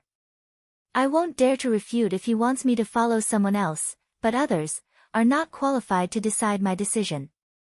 Is that so? A chilling light flashed in Tan Xiu's eyes. A silver needle appeared between his fingers and shot toward Lord Yuzhong in just 1/100th of a second. The speed of the silver needle was extremely fast. Despite Lord Yuzhong's formidable strength, he still couldn't resist and his qi was pierced by the silver needle. Puff! Lord Yuzhong staggered back a few steps and covered his abdomen with disbelief in his eyes. He could clearly feel that the power in his qi was quickly dissipating. He couldn't stop it even though he tried to block it with his energy. Your master chose to submit to me, yet you dare to talk to me like this? You're really courting death, said Tan Xiu indifferently. Don't blame me for being ruthless since you don't listen to my order. You'll stay on this island forever to fend for yourself from now on. You crippled my cultivation. Lord Yuzhong glared at Tan Xiu viciously, wishing that he could immediately kill Tan Xiu. I'm sparing your life because of Kitagawa's face, said Tan Xiu coldly. Now move a kilometer away from me, else you'll turn into a corpse the next moment. Back off. Murderous intent toward Tan Xiu arose in Kitagawa's heart, but he was well aware of Tan Xiu's strength. Even if he were to risk his life, he wouldn't be able to injure Tan Xiu much. Therefore, he could only suppress his killing intent for the time being and wait for the day when he could escape from Tan Xiu's clutches to make him suffer a fate worse than death. Puff! An immortal sword pierced Kitagawa's back. Tangen kicked Kitagawa and sent him flying more than 10 meters away, causing him to heavily fall at Tan Xiu's feet. She then coldly snorted and said, "You're courting death by trying to kill Grand Master." Chapter 1165. Tan Xiu indifferently watched as Kitagawa was killed by Tangen. Had the latter not taken action, he would have probably done it himself. He could tell from Kitagawa's performance that this guy was definitely an untamed wolf cub who would definitely devour his master one day. Yuji's maids watched Kitagawa being brutally killed and Yuju-kun being slashed into 2 halves by a sword light just as he fled tens of meters away. They shuddered and knelt before Kawako and called out, "Master." "You don't need to call me master," said Kawako indifferently. "I'm not your master.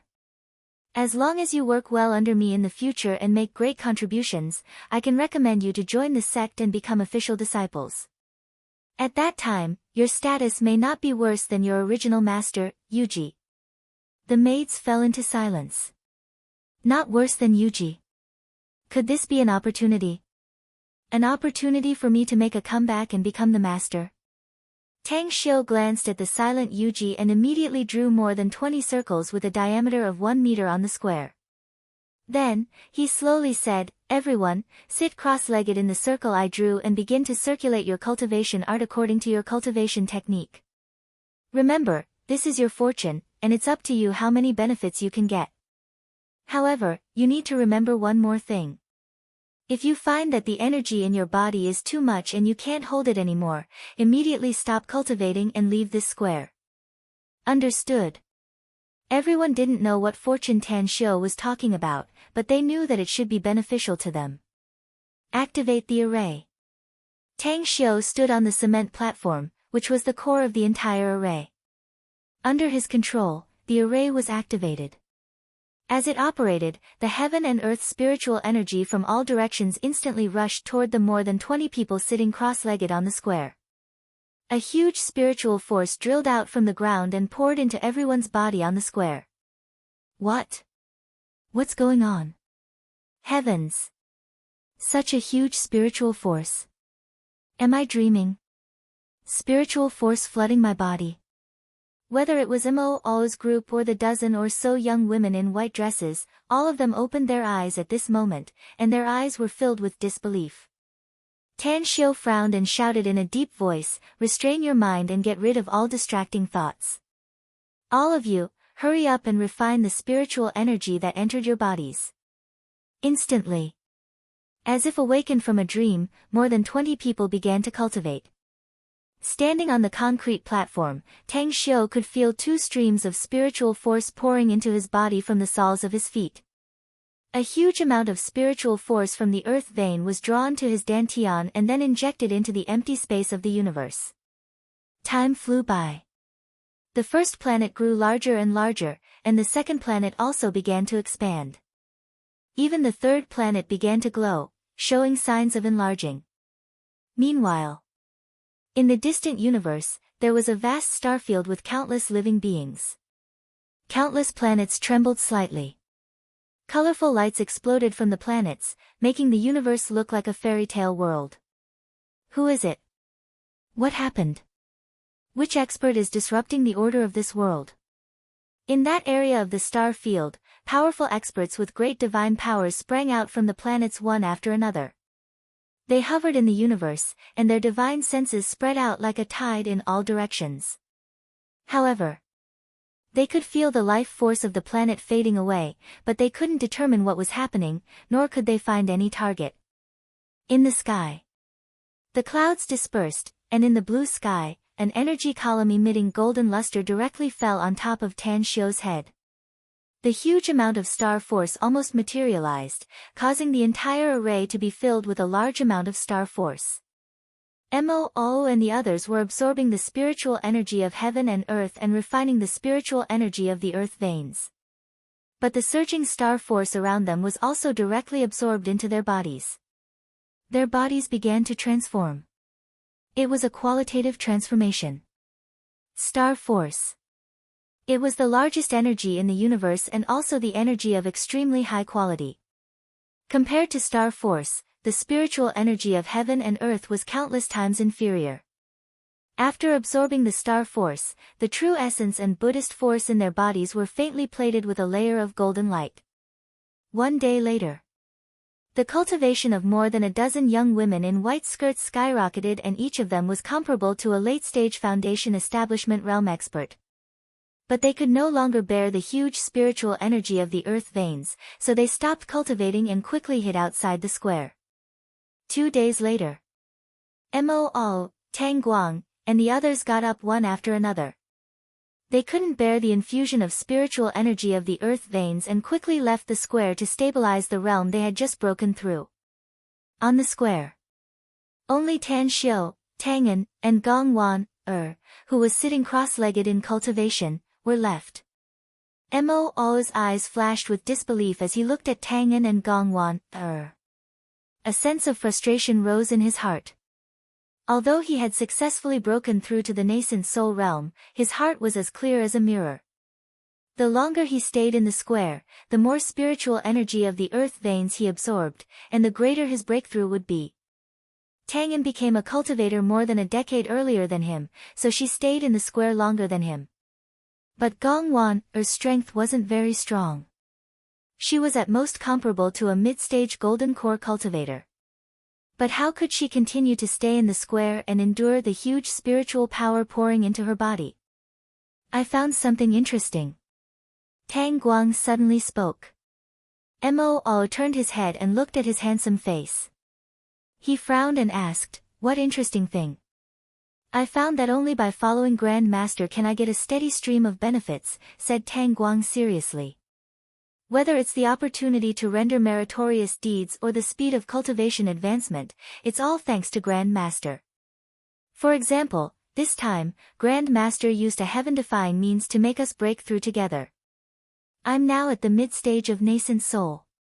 If it wasn't for my state of mind and physique being unable to keep up, I'm afraid I could have directly broken through to the late stage of nascent soul." "You're not at the early stage of nascent soul?" exclaimed Mo. "You're at the mid-stage of nascent soul." "That's right," answered Tang Guang with a smile. Mo turned to look at Xue Sha, He Xiong, and the others and asked, "What about you guys? What realm are you at now?" "Early stage of foundation establishment."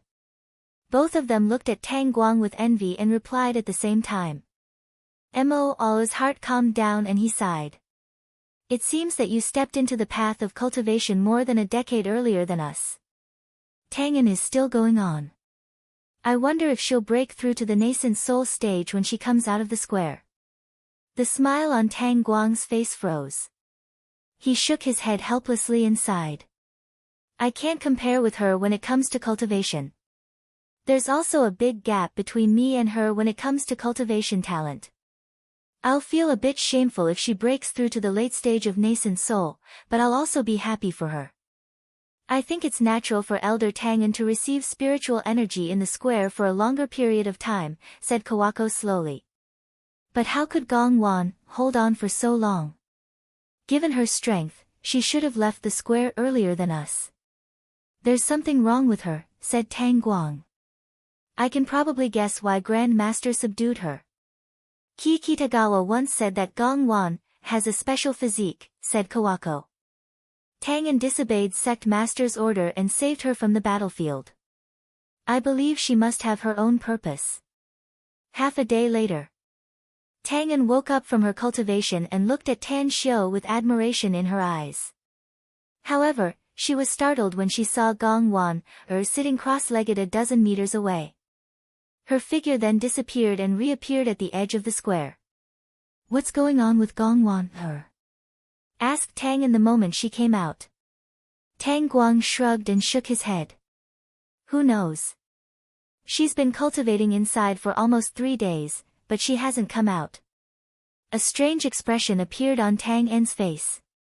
She pondered and then said in a deep voice, Do you know why I was punished by Grand Master a few days ago? Because you saved Gong Wan, said Tang Guang directly.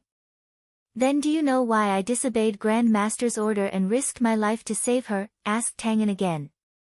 Why? Asked Tang Guang with a confused look. The others also looked curious and looked at Tangan, waiting for her answer. Grand Master's cultivation is progressing very fast and he's much stronger than us, said Tangan, but he needs to be stronger if we want to go to that place earlier. Gong Wan's physique is very different from that of ordinary cultivators. The Joyous Palace Master, Dragon Vanquisher Sage, trained her to be a female cauldron in order to devour the power inside her body in the future and make it his own, so that his strength can skyrocket. I'm thinking if Grand Master can possess Gong Wan's body, wouldn't it be better for his cultivation to advance by leaps and bounds? In a flash, everyone had a thoughtful look on their faces.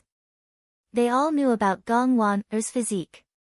If Tan Xiao could really obtain great benefits from her body, it would be greatly beneficial for both Tan Xiao and the Tang sect. Grand Master didn't agree? Asked Tang Guang slowly. He didn't agree and even reprimanded me. Tangan nodded. I'll report it to Master myself when we return to Nine Dragons Island. Let's see what she has to say. No. Tang Guang's complexion changed and his eyes instantly turned sharp.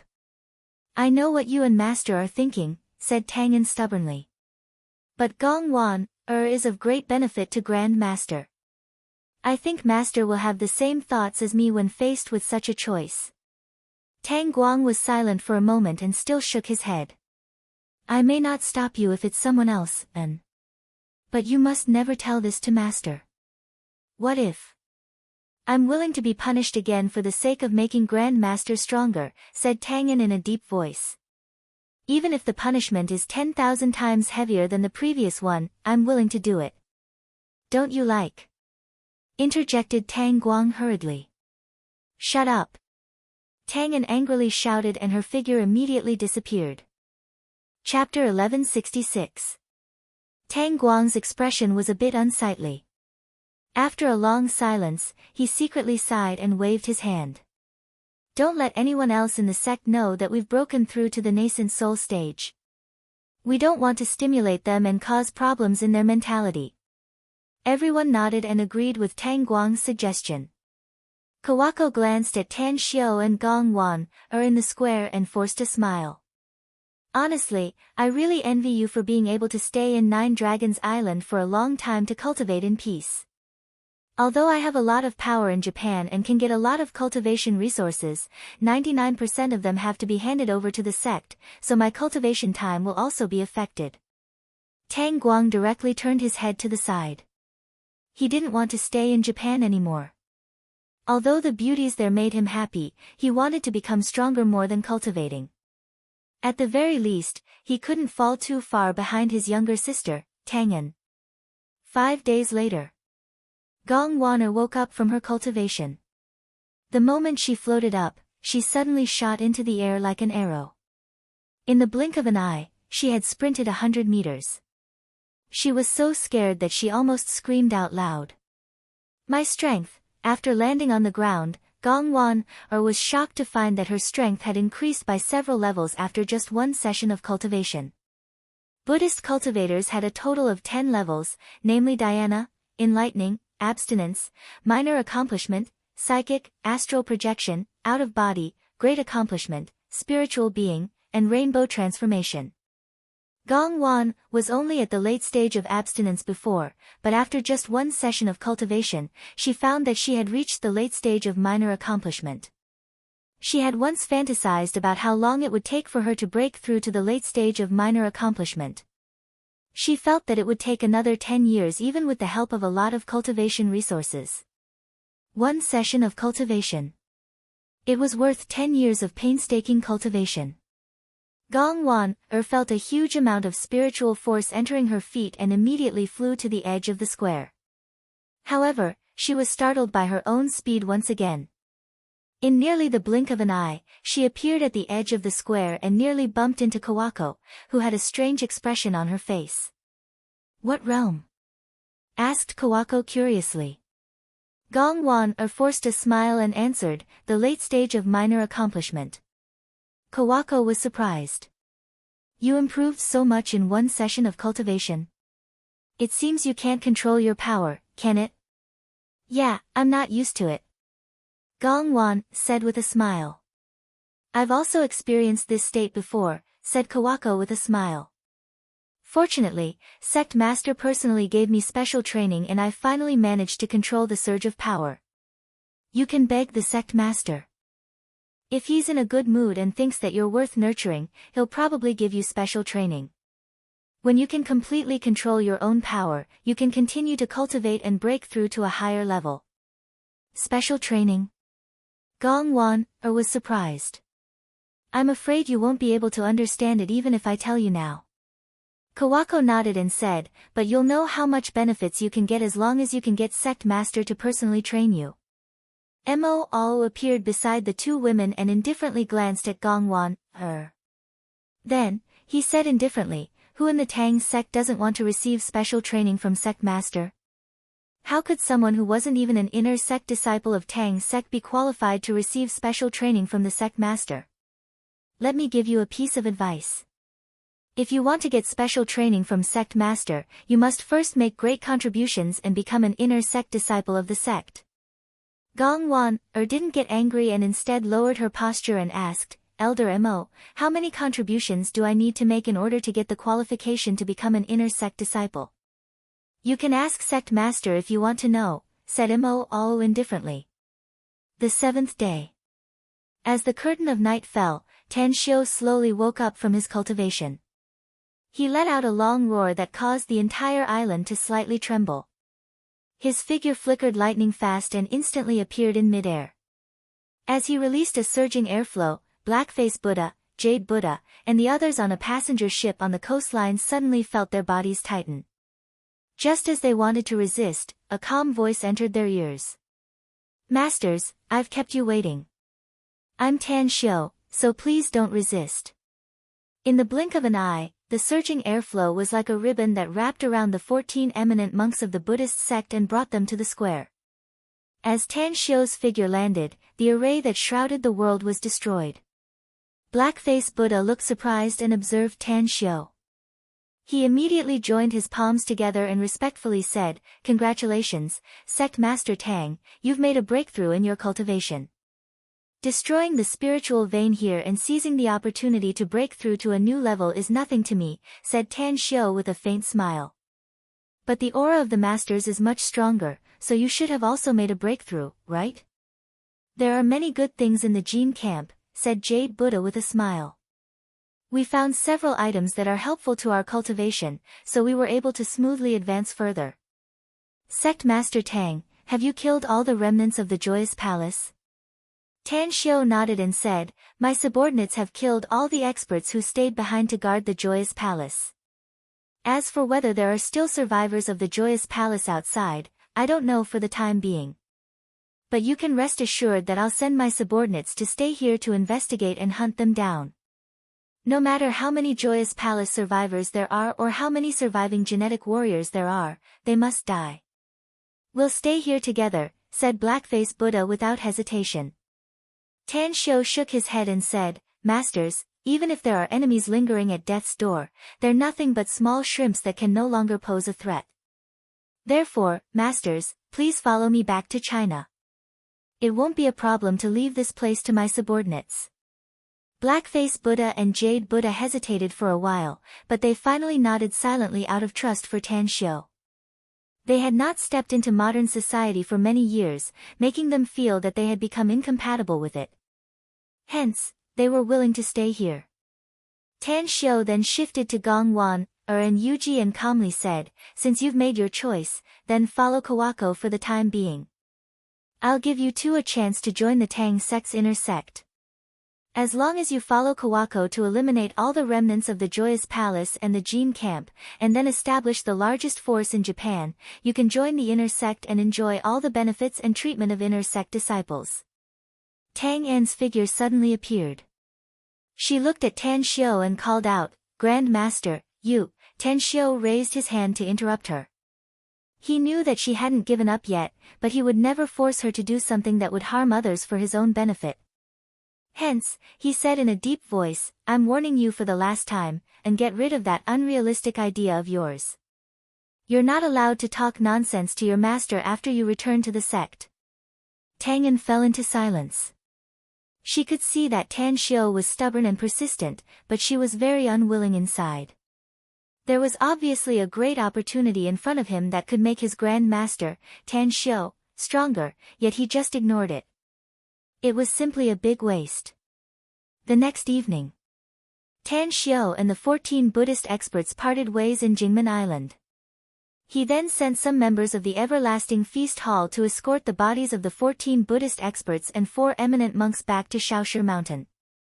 Grand Master. Donning a black robe and a bronze mask, Tang An followed closely behind Tan Shou. What is it? Tan Shou turned his head and asked. We're heading to Star City.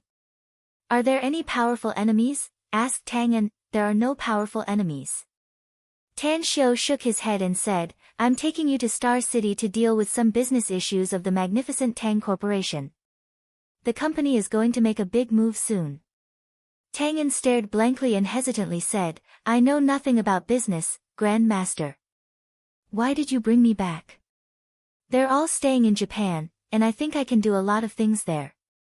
A smile appeared on Tan Shou's handsome face as he said, Do you think I don't know what's in your mind? I may have warned you many times, but I'm afraid you won't give up just like that. That's why I think taking you with me is the best choice. Tang An's lips squirmed a few times. She immediately stomped her feet angrily and her figure flashed and disappeared without a trace. Tan Shou shook his head with a smile and watched as the person in charge of the Everlasting Feast Hall's HQ in Jingmen Island sent him the car key.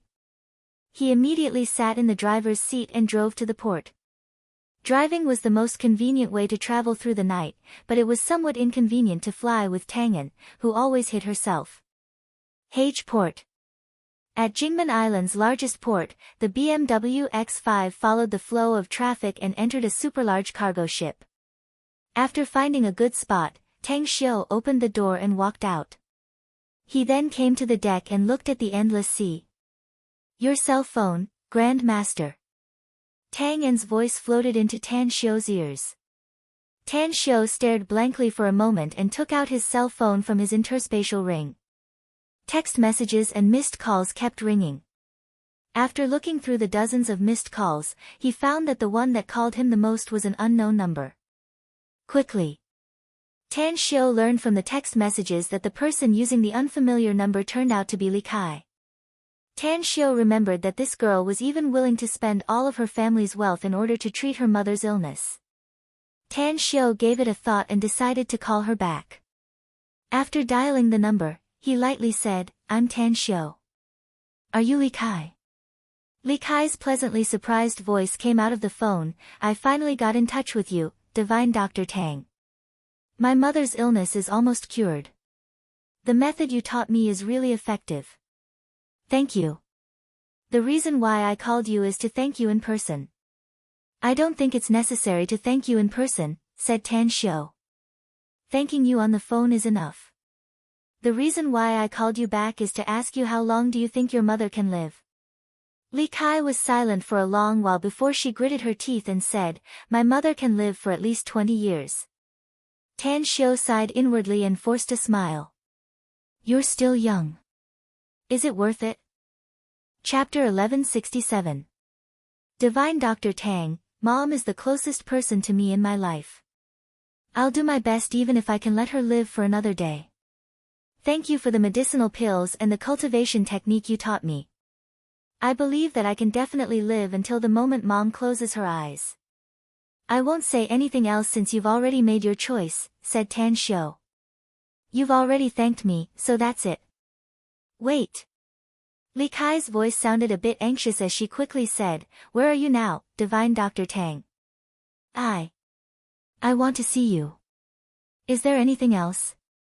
Asked Tan Xiu with a frown. There's something else. It's very important, said Li Kai. Tan Xiu pondered for a moment and slowly said, I'm rushing to Star City now. I need to deal with something there, so I'm afraid I'll be delayed for a long time. Come to Star City yourself if you're in a hurry. If not, wait for me to finish my business in Star City and then wait for me to return to Demonic City. That's right, you and your mother should still be in Demonic City, right? Yeah, she's still with Big Brother Shaokuan, said Li Kai. I'll head to Star City right away, Divine Dr. Tang. Let's talk about it when we meet. No hurry.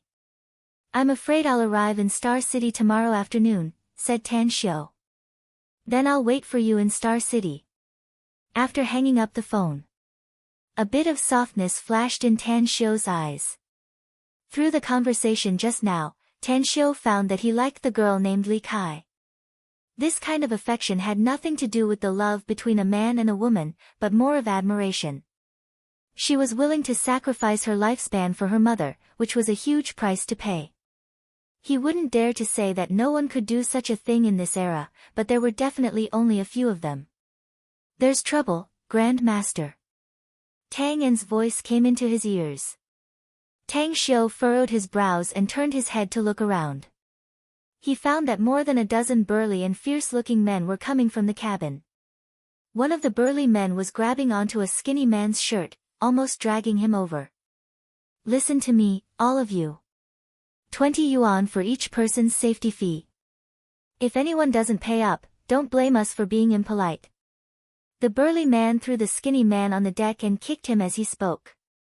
Tan Xiu furrowed his eyebrows slightly. Suddenly, he heard two men in leather clothing talking 7 or 8 meters away. It's those bastards again. They're blatantly extorting and blackmailing us.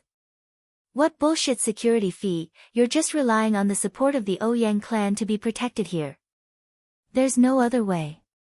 Their backer was the Ouyang family, and everyone in Jingmen Island knew how powerful the Ouyang family was. There were many passengers crossing the sea by boat, and almost all of them had been blackmailed by them. Many of them even chose to call the police, but what was the result? The police knew that they were from the Ouyang family, but they completely ignored them. There's nothing we can do about it. We have to endure it. Fortunately, these people didn't ask for much money. I'll just treat it as 2 packs of cigarettes less. Sigh, that's the only way. Listening to their conversation, Tan Xiu slightly furrowed his brows. He took out his mobile phone from his pocket and dialed Ouyang Lulu's cell number. After a while, Ouyang Lulu's sleepy voice came out of the phone. Who is it? Disturbing my sleep in the middle of the night. Tan Xiu couldn't help laughing as he said, It's me, Lulu. After a while, Ouyang Lulu was pleasantly surprised as she called out, Dear, you're back in Shanghai? Where are you now? I'll get up and find you. I'm not in Shanghai right now. I just arrived at Jingmen Island's port. I'm about to rush back to Star City to deal with something. Anyways, I'm calling you because there's something I want to ask you. What is it? Ouyang Lulu sounded a bit disappointed. but she still asked. Tan Xiu said, there's a group of people extorting money from the passing passengers on the liner from Jingmen Island to Guangyang province. They said that they're collecting security fees, but in fact, they're extorting protection fees. The most important thing is that they're using the Ouyang family's banner. Do you know about this? I don't know. Ouyang Lulu was confused. I used to take the liner to Guangyang province, but I've never come across such extortionists. Do you want to call and ask? Tan Xiu said. These people's behavior is very bad. I think the Ouyang family is a big family, so they shouldn't care about money, right? Ouyang Lulu quickly said, Dear, I'll call my brother right away and ask him what's going on. If it's really their Ouyang family's people, I'll definitely teach them a lesson. If it's not because they're using the Ouyang family's banner to run amok, I'm afraid my brother will be furious. There. Ouyang family. Lulu, aren't you also a member of the Ouyang family? Tan Xiu asked with a strange expression. Ouyang Lulu was silent for a moment. Then, as though a barrel of gunpowder was ignited, she shouted, Tan Xiu, you bastard. I'm telling you now, I'm not a member of the Ouyang family. Even if I was before, I'm not now. I'm a member of the Tang family, Tan Xiu. If I marry a chicken, I'll follow the chicken. If I marry a dog, I'll follow the dog. Even if I marry a monkey, I'll still follow him all over the mountain. Cough, cough, alright, alright, alright. You're a member of my Tang family, alright? Tan Xiu let out a hollow laugh. Humph, Ouyang Lulu snorted and then hung up the phone. But a few minutes later, she called back. When Tan Xiu picked up the call, he heard Ouyang Lulu saying, Dear, I've figured out what's going on. My brother knows about this matter. The one who collected the security fee on the liner was a man who once saved my brother, his subordinate. That's why my brother knew about this matter, but he just turned a blind eye and didn't care about it.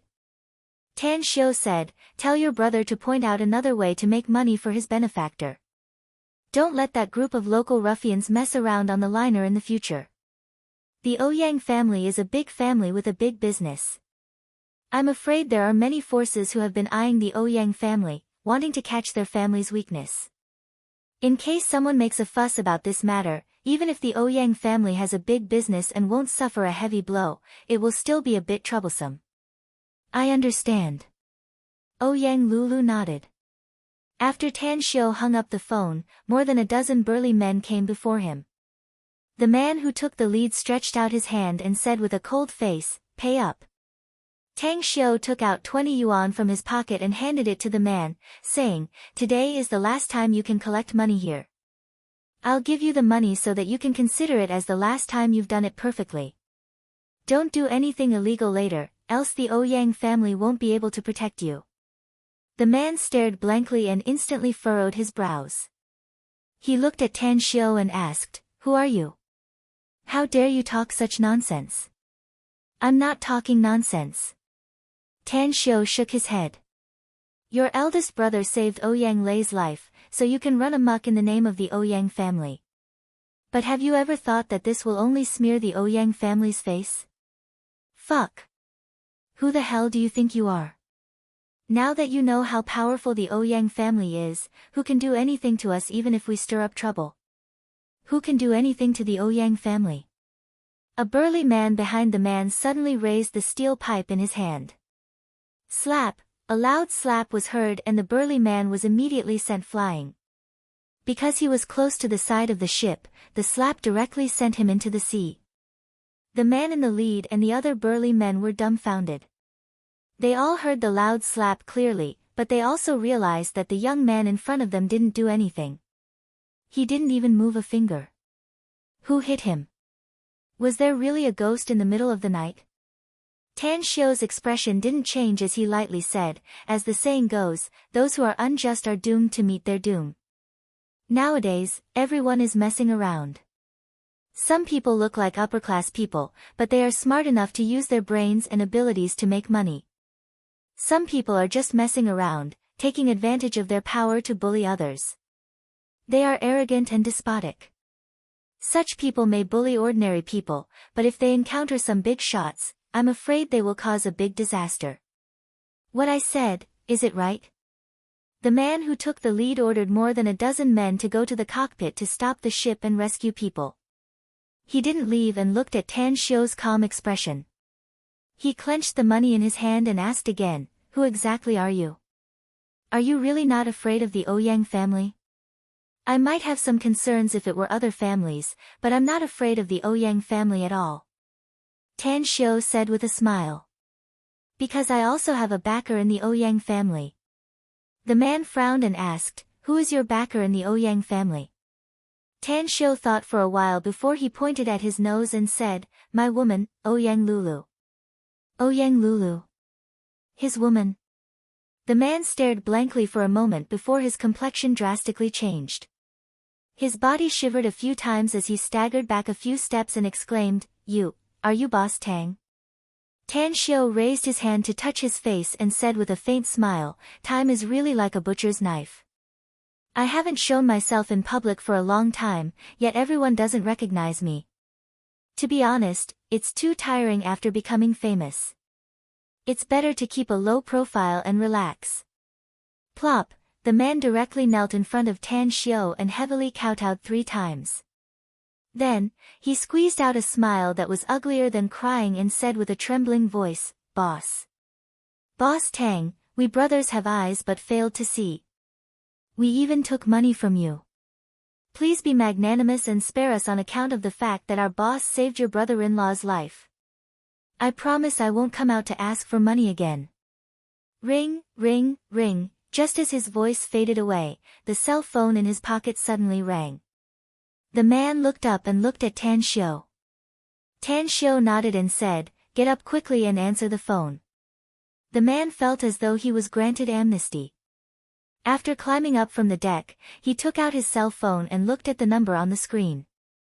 After seeing that it was his eldest brother, he immediately pressed the answer button and cautiously said, "Are you looking for me, eldest brother? I'm now on the liner. We'll immediately return when we arrive in Guangyang province." "You're already on the liner?" A man's voice came from the phone. Chapter 1168. The man in front of Tan Xiu nodded and bowed while holding a mobile phone in his hand. "We're indeed on the liner, eldest brother. Do you have any instructions for calling me?" "Stop collecting protection fees. Bring everyone to Guangyang province, and then come back here obediently. Don't go to the liner to collect protection fees from now on." I just got a call from Brother Lei." A man's voice came from the phone. "Brother Lei? Ouyang Lei?" The man instantly understood that Tan Xiu must have called Ouyang Lei in advance.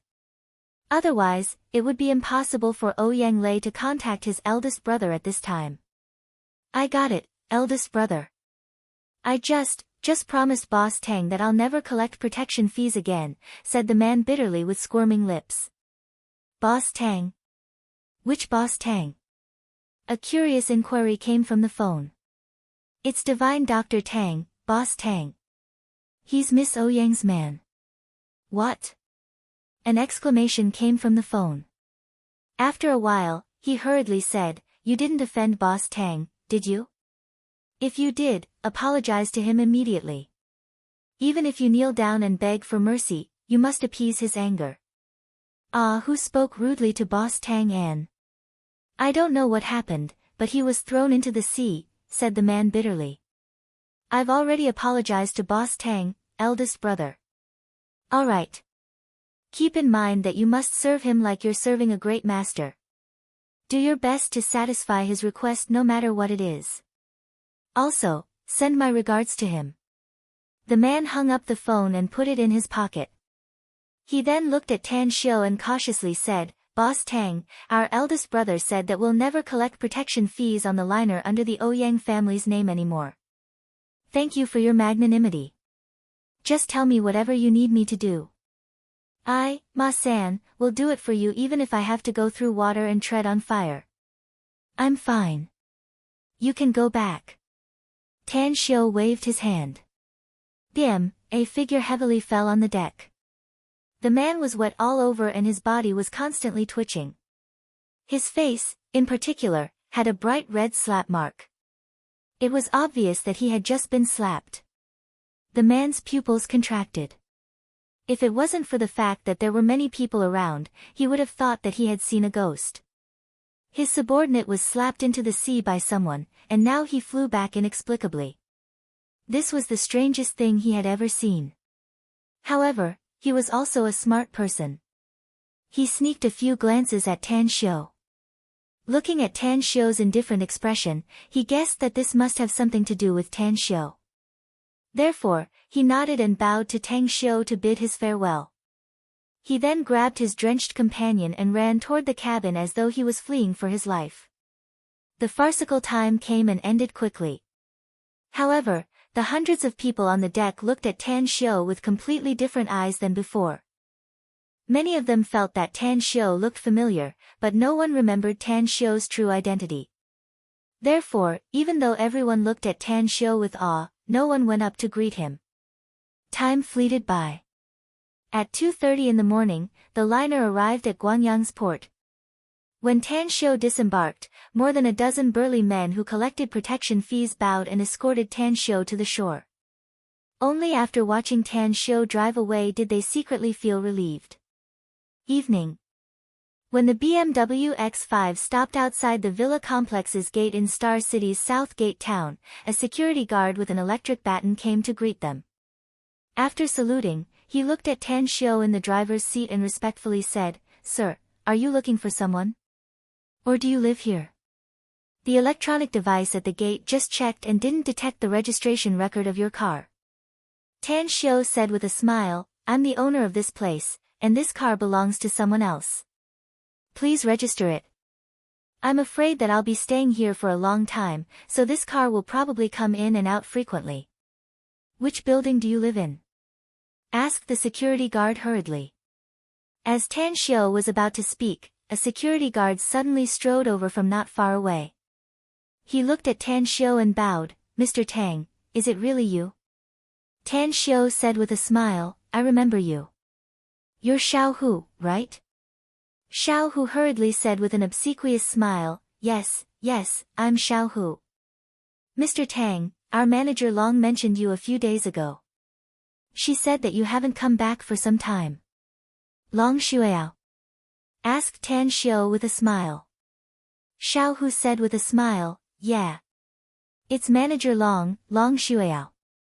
Unfortunately, she just left. She said that she had to go to the hospital.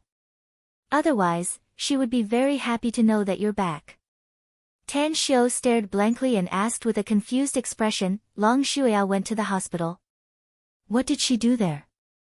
Xiao Hu hesitated. "I don't know the specifics, but I heard that Chief Long was injured and hospitalized. She should have gone to the hospital to see Chief Long." Tan Xiu's heart was shaken. He opened the door and asked, "Which Chief Long are you talking about? Long Hanwen or Long Zhengyu?" "Long Zhengyu, young Master Long," Xiao Hu quickly replied. Tan Xiu was silent for a moment. He took out his mobile and dialed Long Zhengyu's cell number. But after 10 seconds, the call was connected. A tired voice came out of the phone, "Tan Xiu. I'm Long Hanwen." A bad premonition rose inside Tan Xiu's heart as he hurriedly asked, "Uncle Long, I just heard that Long Zhengyu was injured. What happened? Also, how come you have his phone number?" Long Hanwen forced a smile and said, "You're really well informed. I didn't expect you to hear about the matter that just happened in the morning. Zhengyu was indeed injured, and his injury is very serious. He's been unconscious in the ICU since the morning. I don't know when he'll wake up." "What exactly happened?" Tan Xiu asked with a sinking tone. Long Hanwen helplessly said, "Nowadays, Star City is simply a jumble of dragons and snakes. It's almost a pot of porridge. Now, not to mention the common people, even the people from the government were having a headache. They wanted to solve this foul situation, but their hands and feet were tied. Alas." For a moment, Tan Xiu was silent and then asked, "Is it related to my magnificent Tang Corporation?" Long Hanwen said, yes. The one who injured Zheng Yu is someone from the M country's Harbo group. He's an extremely arrogant guy. Although I've sent some people to arrest him, the Harbo group's people have contacted our government officials to put pressure on me. A chilling light flashed in Tan Xiu's eyes as he said in a deep voice, which hospital is Zheng Yu in now? I just returned to Star City, so I'll rush there immediately. Star City Chinese Medical Hospital, said Long Hanwen. Tan Xiu hung up the phone and greeted the security guard, Xiao Hu. Then, he sat in the car and drove to Star City Chinese Medical Hospital. At Star City Chinese Medical Hospital. Inside the spacious and bright president's office, Li Longji comfortably leaned on the chair while holding a cup of hot tea while thinking about some things. Ever since Tan Xiu brought great fame to Star City Chinese Medical Hospital, he made a bold move to recruit domestic and foreign medical experts, purchased a lot of modern medical equipment, and even personally visited old Chinese medical practitioners among the people and invited them to Star City Chinese Medical Hospital to provide medical services. Even a retired Chinese medical sage was invited by him to become an expert consultant of Star City Chinese Medical Hospital. And now, the scale of Star City Chinese Medical Hospital had skyrocketed several times. Even the size of the hospital was doubled, firmly pressing down on Star City's First People's Hospital. Li Longji, the president who should have retired, was jointly commended by the City Health Bureau and the Provincial Health Bureau. Even an exception was made for him to continue to stay as the president of Star City Chinese Medical Hospital. What a pity. If Tan Xiu were still in Star City Chinese Medical Hospital, I'm afraid that the Provincial First People's Hospital wouldn't be able to compare with it. And that girl, Dai Xinyue, unexpectedly left Star City Chinese Medical Hospital and only came back once in a while. Li Longji was somewhat complaining inwardly, but he was more grateful. Because Star City Chinese Medical Hospital's prosperity was entirely due to the master and apprentice duo's efforts. In Li Longji's eyes, the biggest credit was still the charity fund project of Star City Chinese Medical Hospital. It was because the Star City Chinese Medical Hospital's charity fund had always been fair and transparent. The flow of each sum of money would be announced in a timely manner, appearing on the LED display screen in the hospital square for everyone to see clearly. Furthermore, every patient or social citizen had the right to check all the fund's bills on the computer in the hospital's consultation hall. Therefore, it was widely praised by the society. Therefore, a large number of philanthropists and even foundations across the country would donate to Star City Chinese Medical Hospital. Some of them were anonymous, while some were famous. Therefore, Star City Chinese Medical Hospital would receive more than 10 billion donations every year. However, more than 90% of the funds would be used to support patients from poor families. In order to ensure that the patients were from poor families, Li Longji even set up an investigation team. Every patient who applied for the charity fund would undergo the corresponding investigation. It's time to go home and eat. Li Longji put the teacup on the desk as the temperature gradually dropped. He then stood up and stretched his body comfortably. Then, he slightly moved his body and reached out to grab his coat on the hanger. Ring, ring, ring. His cell phone's ringtone sounded. Li Longji put on his coat and casually picked up the phone. Due to his identity, a lot of people who had connections with him would look for him. Even those who were not familiar with him would try every means possible to find his private number and use it as a pretext to build a relationship with him so that their sick family members could get good care in Star City Chinese Medical Hospital. The Human Relationship Society. Li Longji was not a pedantic person. He would take care of some people, but he would never cross his bottom line. Ugh, when he saw the caller's name on the screen, his body slightly stiffened. His pupils shrunk and an ecstatic look burst from his eyes as he directly pressed the answer button. Li Longji hurriedly asked, Tan Xiu. Is it Tan Xiu? President Li, it's me, said Tan Xiu. I'm now on the way to Star City Chinese Medical Hospital.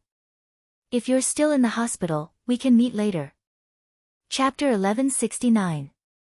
Li Longji said excitedly, You brat, it's been a long time since you last appeared. I thought you'd forgotten about me. I've been looking forward to seeing you for a long time now. I hope you can come to our Star City Chinese Medical Hospital again. President Li, let's talk about the consultation later. There's something I need to ask you, said Tan Xiu. Li Longji's expression froze. Then, he turned serious and said seriously, speak. Long Zhengyu was injured and is now in Star City Chinese Medical Hospital, right? Tan Xiu said. How is his condition? Is it serious? It's quite serious. I've personally examined him. 3 of his ribs are broken, and his spleen has suffered a serious blow, resulting in a slight internal bleeding.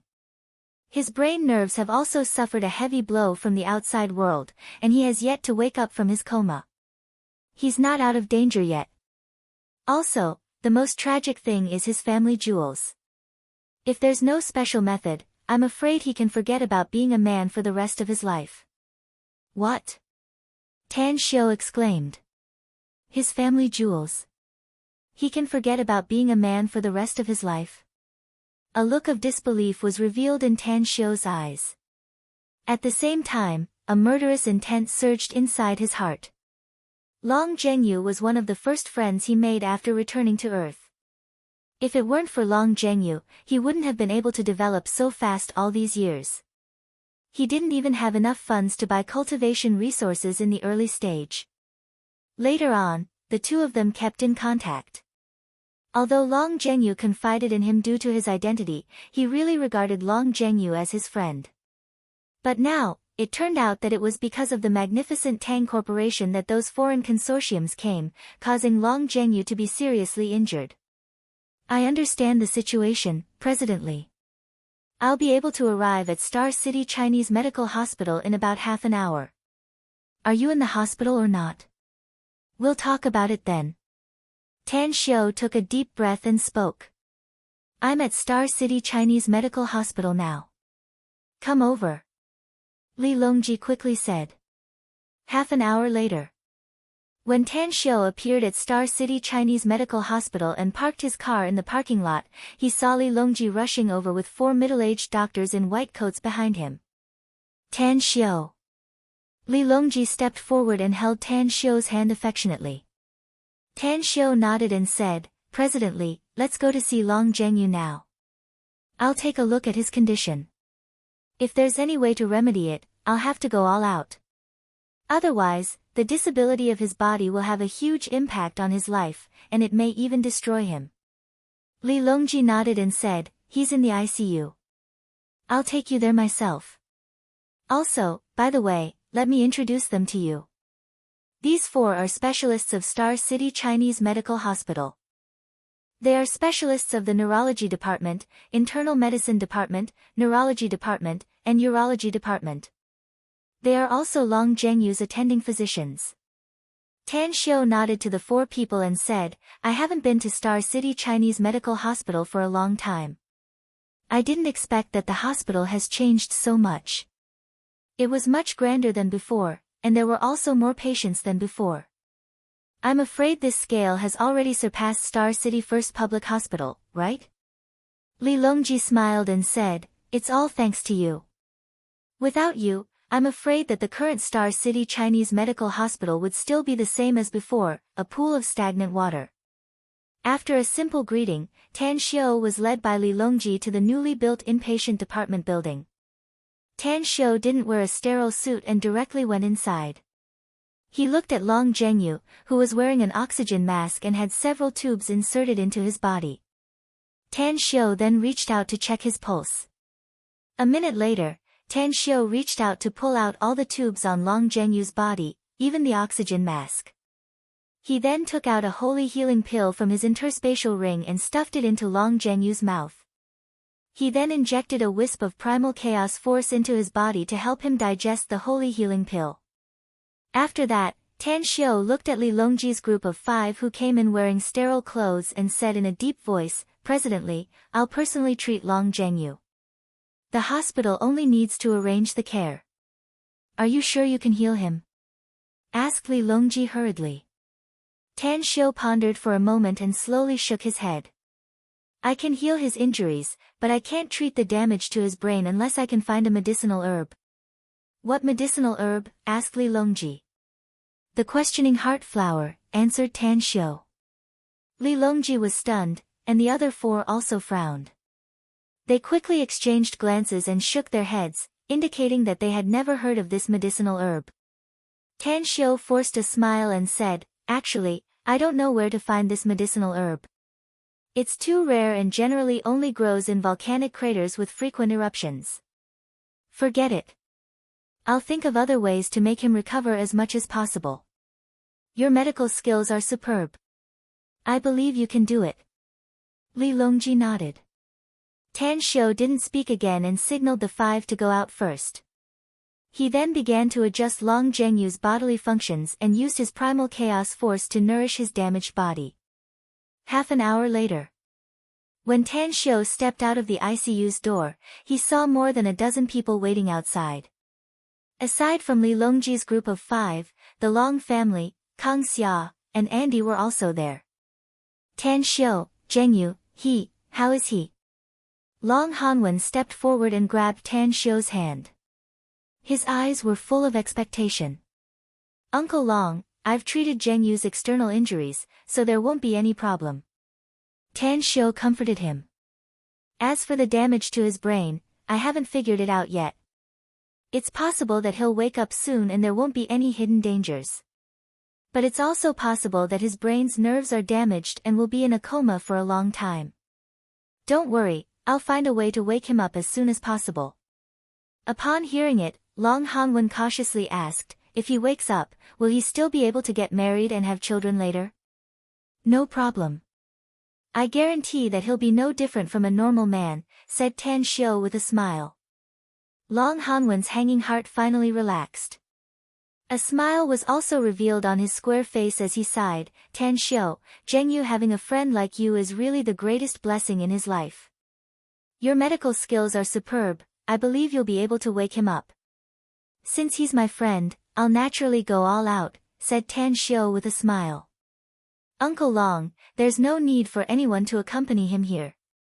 President Li will arrange the hospital's doctors and experts to pay attention to Zhengyu's condition at all times. You can go back first. Long Hanwen thought for a moment before he nodded and said, then we'll go back first. Call me immediately if something happens. I'll stay. I still have something to do with Tan Xiu, said Long Shuiao suddenly. Long Hanwen stared blankly for a moment. He looked at his niece with a strange expression and then looked at Tan Xiu. Suddenly, he said with a smile, it's good that something happened. Shuiao, you accompany Tan Xiu well. No matter what request he has, you must try your best to satisfy him. Everyone present was a smart person. Upon hearing Long Hanwen's words, they all revealed a smile full of deep meaning. However, when Andy quickly squeezed to Tan Xiu's side and held Tan Xiu's arm, whether it was Long Hanwen or the surrounding people, the smile on their faces froze. Tan Xiu secretly forced a wry smile inwardly.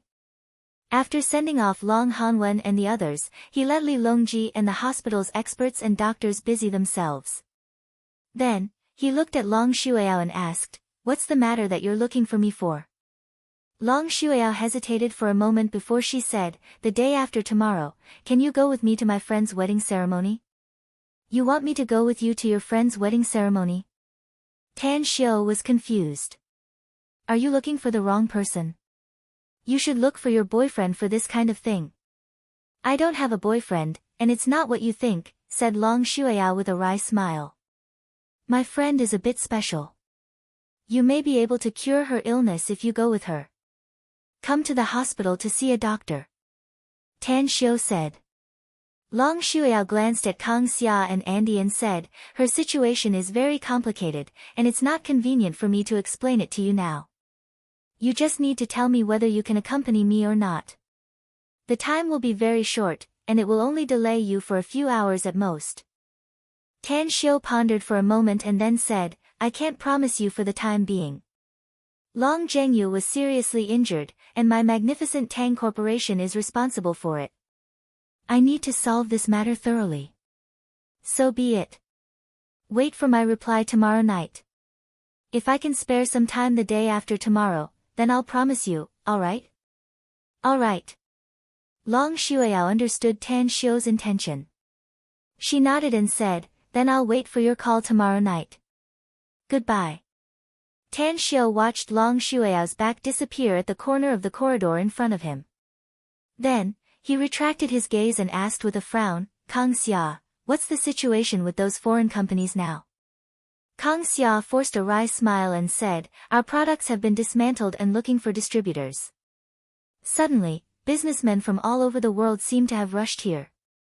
We only have a few products, but the number of companies has exceeded 200. Among them, only God's Nectar alone has more than 100 large companies wanting to cooperate with us. The most important thing is that all of them are waiving their checks. Even if our company's request is a bit excessive, they are willing to cooperate. Tan Xiu sighed, our magnificent Tang Corporation is like an old hen that can lay golden eggs in front of those world-class large companies. Whoever has the ability to board the ship of our magnificent Tang Corporation means that a lot of money will fly into their pockets. However, as for the company that injured Long Zhengyu, kick them out of the company. It's been excluded, said Kang Xia. Tan Xiu nodded and said, sort out all the information about those companies and give it to me later. We'll discuss it after I'm done. There was a saying. What he didn't say here was that many world-class large companies were secretly controlled by cultivators.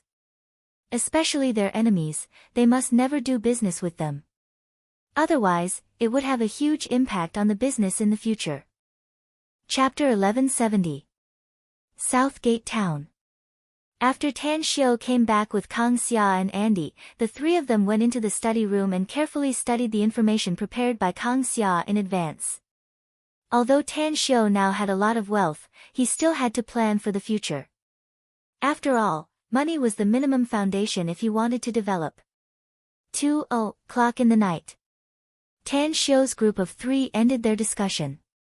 Although they had done a round of screening, there were still a lot of companies left. Even the details of those companies had yet to be investigated.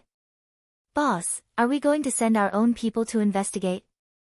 Or are we going to ask those famous international investigation companies to investigate? Andy was an extroverted person, but she was a bit unusual tonight. Aside from some of her own thoughts, she rarely spoke. I don't trust those international investigation companies, said Tan Xiu. Maybe those investigation companies have a deep relationship with some companies, and it's even possible that the boss behind them is the same person. Therefore, I'll personally send someone to investigate these companies. I'm afraid you won't have much time if you send someone to investigate, said Kang Xia. If it was before I went to Japan, I might be worried about the lack of funds in the later stage. But now, I don't have to worry about it, said Tan Xiu with a smile. What's more, the HQ and the industrial park in Shanghai haven't been built yet, and they can't be put into use in the next year. Therefore, the output of our various products will definitely not be much. Therefore, even if we sign a contract with some foreign companies, the delivery date of the products must be at least a year later. You went to Japan, did you make a fortune again? Asked Kang Xia curiously. Tan Xiu thought for a moment before he took out a set of jewelry from his interspatial ring and handed it over to Kang Xia. He then said with a smile, my harvest is huge. Anyone who sees that wealth will be shocked. This set of jewelry is one of them. I'll give it to you. It's so beautiful. Kang Xia's eyes lit up. She usually didn't like to wear precious jewelry, but she was deeply attracted by this set of jewelry. There was a gem-inlaid crown, an imperial green jadeite necklace, blue diamond earrings, a beautifully shaped diamond ring, and a jade bracelet. Kang Xia didn't know the value of jade, jadeite, and diamonds, but she estimated that the total value of this set of jewelry was definitely not less than 10 digits. Boss, Andy's voice was soft and hesitant as it came out of his mouth. Tan Xiu turned to look at Andy and found that she was looking at the set of jewelry in Kang Xia's hand with eyes full of longing. He immediately smiled and said, tell me why you're not happy tonight, and I'll have yours. Andy's face stiffened. After hesitating for a while, she stammered, I want to drug you, but I'm afraid you'll be angry. Drugged? Tan Xiu was stunned, and even Kang Xia had a strange look on her face. Andy took a deep breath and plucked up her courage to say, I like you, boss. I've never seen a man more outstanding than you. Every time I see you, I'm very happy. After not seeing you for a long time, I miss you. Boss, although my level is not as high as the boss, I feel that I have the right to pursue happiness. Boss is already your woman. I want to be your woman too. Ahem. Tan Xiao coughed twice and directly took out a set of jewelry from his interspatial ring. After handing it over to Andy, he said, I have too many women. Following me is tantamount to wasting your time. Andy, your beauty is no less than Kang Xia's, but you two are two different types. Therefore, I think you should pursue your own happiness and find a man who wholeheartedly loves you. Andy stubbornly shook her head and said, Boss can find happiness with you, so can I. Tan Xiao looked at Kang Xia and said, You enlighten her. After saying that, he strode toward the outside of the study. Realizing that Kang Xia might not sleep with him tonight, he went back to his bedroom, washed up, and went to bed. The next morning, when the first wisp of sunshine rose from the east, Tan Xiao woke up from his sleep. It was rare that he didn't get up early to cultivate. After slowly sitting up, he picked up the mobile phone from the bedside table and dialed Hao Lei's cell number, saying, Come to Star City to see me as fast as possible. Also, announce the news in the name of Grand Fortune Jewelry that on December 1st, Grand Fortune Jewelry will hold a large-scale auction in Shanghai. We sincerely invite all the local tycoons who like gold, silver, jewelry, and antiques from all over the world. Also, remember to make the gimmick loud and clear. Announce to the outside world that all the guests participating in the auction can use at least 9 digits of funds. This is the minimum threshold. Hao Lei exclaimed, Sovereign, isn't the threshold a little too high to be able to use the funds of at least 100 million yuan? There may be a lot of billionaires, but you're asking for funds that can be used. It's equal to liquid capital. Do we have so many good things to auction? You don't need to worry about the auction items. You'll know everything when you come to Star City, said Tan Xiao. Hao Lei knew Tan Xiao very well. He never did anything he wasn't sure about, so she said, Sect Master, I'll immediately leave for Star City and spread the news on the way. I guarantee that all the rich people in the world will know about this unprecedentedly grand auction. That's right, do you have any requirements for the publicity funds? I'll give you 1 billion, said Tan Xiao. Hao Lei's breathing turned a lot heavier as she said in a deep voice, 1 billion is enough, Sect Master. Tan Xiao hung up the phone and got up to wash up. Just as he came to the hall on the first floor, he saw Kang Xia sitting on the sofa and reading some documents, while the smell of food wafted from the kitchen. When Tan Xiao glanced at the kitchen, he was surprised to see that the one cooking was not the housekeeper, but Andy, who was wearing an apron and humming a pop song. What's going on? Tan Xiao walked to the front of Kang Xia with a strange glint flashing in his eyes. A faint smile outlined on the corner of Kang Xia's mouth as she said, It's nothing. I tried to persuade Andy yesterday, but the result wasn't good. So, I told her that if she really wants to be your woman, she must be able to go up to the main hall and go down to the kitchen. She has no problem with the main hall. She has been traveling with me all these years, so she has a lot of experience and can take charge of things by herself. But the kitchen? Tan Xiao blinked and asked with a strange expression, She doesn't know how to cook. I'm not 100% sure, said Kang Xia with a playful smile. In any case, I've never seen her cook for so many years. Tan Xiao's heart lightened and a smile appeared on his handsome face. He raised his thumbs up and praised, That's a great idea you have there. As long as she doesn't know how to cook, she'll be able to retreat in the end. Kang Xia, find some outstanding young talents for her when you have the time. I'm sure she'll like one of them. The smile on Kang Xia's face turned thicker. She didn't answer Tan Xiao's words but shifted her beautiful eyes to the kitchen instead. She could already smell the faint aroma of the dishes. Suddenly, Tang En's figure appeared out of thin air. She didn't even glance at Kang Xia and directly cupped her fists toward Tan Xiao. Long Hanwen is here, Grand Master. Tan Xiu nodded and walked out of the hall. Just as he came to the courtyard's entrance, he saw Long Hanwen getting out of the car with a murderous look on his dignified face. Uncle Long. Long Hanwen nodded and said, "There's something I want to discuss with you, Tan Xiu." "Let's go inside and talk," said Tan Xiu. Quickly. Both of them appeared in the study room on the second floor. As soon as they took a seat, Kang Xia came into the guest room with fragrant tea. She personally poured the tea for them and closed the door from the outside as she left the room. Long Hanwen retracted his gaze from the door and sighed. "Kang Xia is a good woman. You're truly blessed." Tan Xiu let out a faint smile and said, "Uncle Long, you didn't come here just to praise Kang Xia, did you?" Long Hanwen's expression turned solemn as he looked at Tan Xiu and asked, "May I know how you're going to solve the issue with the Harbo Group of Country M?" Kang Xia has already informed the Harbo Group of Country M that the magnificent Tang Corporation will never do business with them, answered Tan Xiu. Long Hanwen furrowed his brows and asked, "Is that all?" "What do you think, Uncle Long?" asked Tan Xiu with a meaningful expression. Long Hanwen was silent for half a minute and then said with a bit of killing intent, "The one who seriously injured Zheng Yu must be punished. Although I've sent my men to cripple him and he's still in custody, the one who ordered him to hit Long Zheng Yu is someone else. I won't be able to swallow this anger if I don't make the other party pay the price.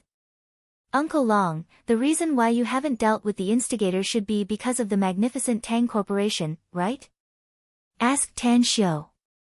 "That's right," answered Long Hanwen directly. Tan Xiu took a deep breath and his expression turned serious. Then, he said with all seriousness, "I accept your kindness, Uncle Long. Since the other party has seriously injured Zheng Yu in our territory, we can't end this matter so easily. However, the reputation of the magnificent Tang Corporation needs to be maintained, so we can't retaliate openly." "What's your plan?" asked Long Hanwen. "There are too many companies from all over the world who want to cooperate with my magnificent Tang Corporation," said Tan Xiu with a sneer. "There are 17 of them in Country M alone. Ever since these 17 companies came to Star City, they seem to be in harmony with each other on the surface, but they have been fighting openly and covertly in the dark. Kang Xia gave me some information she sorted out last night, so I know that the Harbo Group has been in conflict with the other 3 companies in private, and they have always had the upper hand. If those 3 companies can join hands to deal with the Harbo Group, I'm sure the Harbo Group won't have a good time. I can guarantee that all the people from the Harbo Group, especially the instigator behind the scenes, will never be able to leave Star City and China unscathed. Sorry, there's an important reception event today, so I'm done with the update. Please forgive me. I'm still looking for monthly votes and recommendations if you don't have them. Thanks, brothers and sisters." Chapter 1171. In just half an hour, Tan Xiu had explained all his plans and discussed it with Long Hanwen. Finally, they finalized a perfect plan. "Are we having breakfast here, Uncle Long?" asked Tan Xiu with a guilty conscience after discussing the proper business. "Since we've made the plan, then I'll go back and prepare ahead of time." Long Hanwen shook his head. "On the way here, the City Public Security Bureau's leaders and the Harbo Group's people have arrived at my residence. I'll deal with them first and wait for your arrival." "All right." Tan Xiu felt relieved inwardly and sent Long Hanwen out of the house with a smile on his face. When Tan Xiu returned to the living room on the first floor, he saw Andy coming out of the kitchen wearing an apron. What made Tan Xiu laugh and cry was that Andy's delicate and lovely face had some pot ashes on it, making her look very distressed.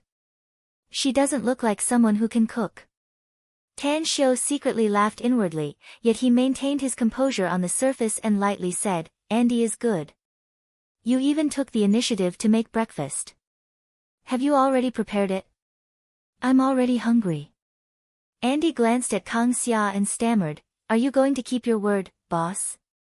"I may not be the emperor, but I've always been a man of my word." Tan Xiu nodded. Upon hearing it, Andy immediately asked, "Kang Xia said that if I want to be your woman, I must be able to go to the main hall and cook in the kitchen. She also said that if I can cook, you'll agree to let me be your woman. I want to know if you're going to keep your word or not. Tan Xiao turned his head to glance at her and saw her nodding at him with a smile. Then, he slowly said, I've eaten a lot of exotic delicacies, and ordinary dishes are simply hard to swallow in my eyes. If you can't cook, then just give up on this idea. Andy pretended to be angry. You haven't eaten yet. How do you know my cooking isn't good? Tan Xiao stared blankly for a moment as he carefully sized her up a few times. He found that her eyes were erratic and had a guilty look on her face. Then, he said, if your cooking is really good, then I'll consider it. But if your cooking is bad or just average, then listen to Kang Xia's arrangement and seize the time to go on a blind date and find a boyfriend. Kang Xia interrupted and said, Boss, if you don't kill Andy, she won't give up. You don't want to be pestered all the time, do you? Tan Xiao thought about it and felt that Kang Xia's words made sense. However, he was still a bit worried. He released his divine sense and quickly covered the dining room. He found that there were already 4 dishes on the dining table. What made him secretly amused was that the appearance of the 4 dishes was too horrible to look at. Especially the fish, the skin was black and clearly burnt. Andy, if I like your cooking, then I'll accept you. But if I'm not satisfied with your cooking, then we'll never talk about this matter again. It proves that we're not fated to be together, Tan Xiao said seriously. All right. Andy turned around. Her somewhat pitiful expression suddenly turned into a smiling face like a blooming flower when Tan Xiao couldn't see it clearly. Even her footsteps were very light. After taking Tan Xiao and Kang Xia to the dining room, she personally scooped the boiled soup from the clay pot and served a bowl of rice to Tan Xiao and Kang Xia. Then, she sat opposite to the two and said, Taste it and tell me your real feelings. Kang Xia smiled and picked up the chopsticks. While picking up the food, she smilingly said, I'm the witness, so I'll definitely tell you my real feelings.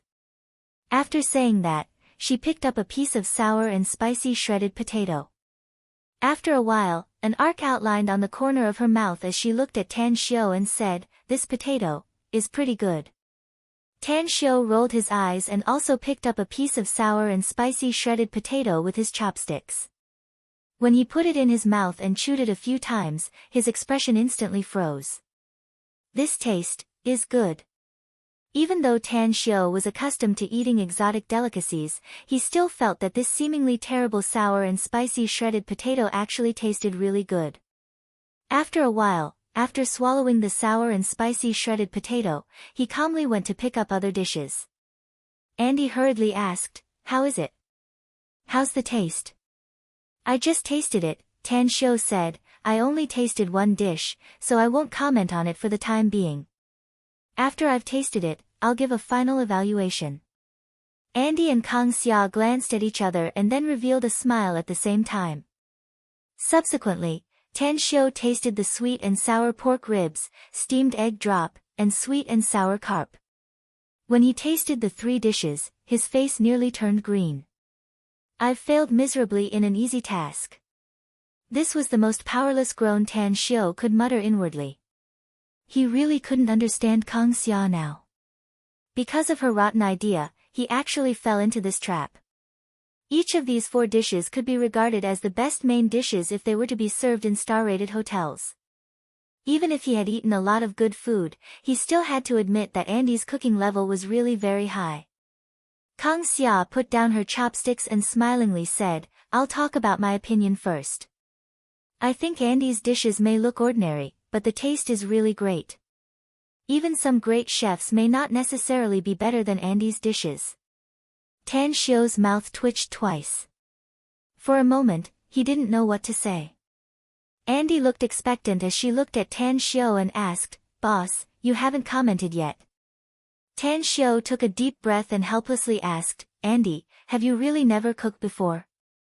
An innocent look appeared on Andy's face as she looked at Tan Xiao with her big watery eyes and said, I did. I have a special grade chef certificate. I've studied a lot of Chinese cuisine recipes and cooked a lot of delicious things. That's right, I used to be a chef in a Michelin 3-star restaurant. Tang Xiu's jaw dropped.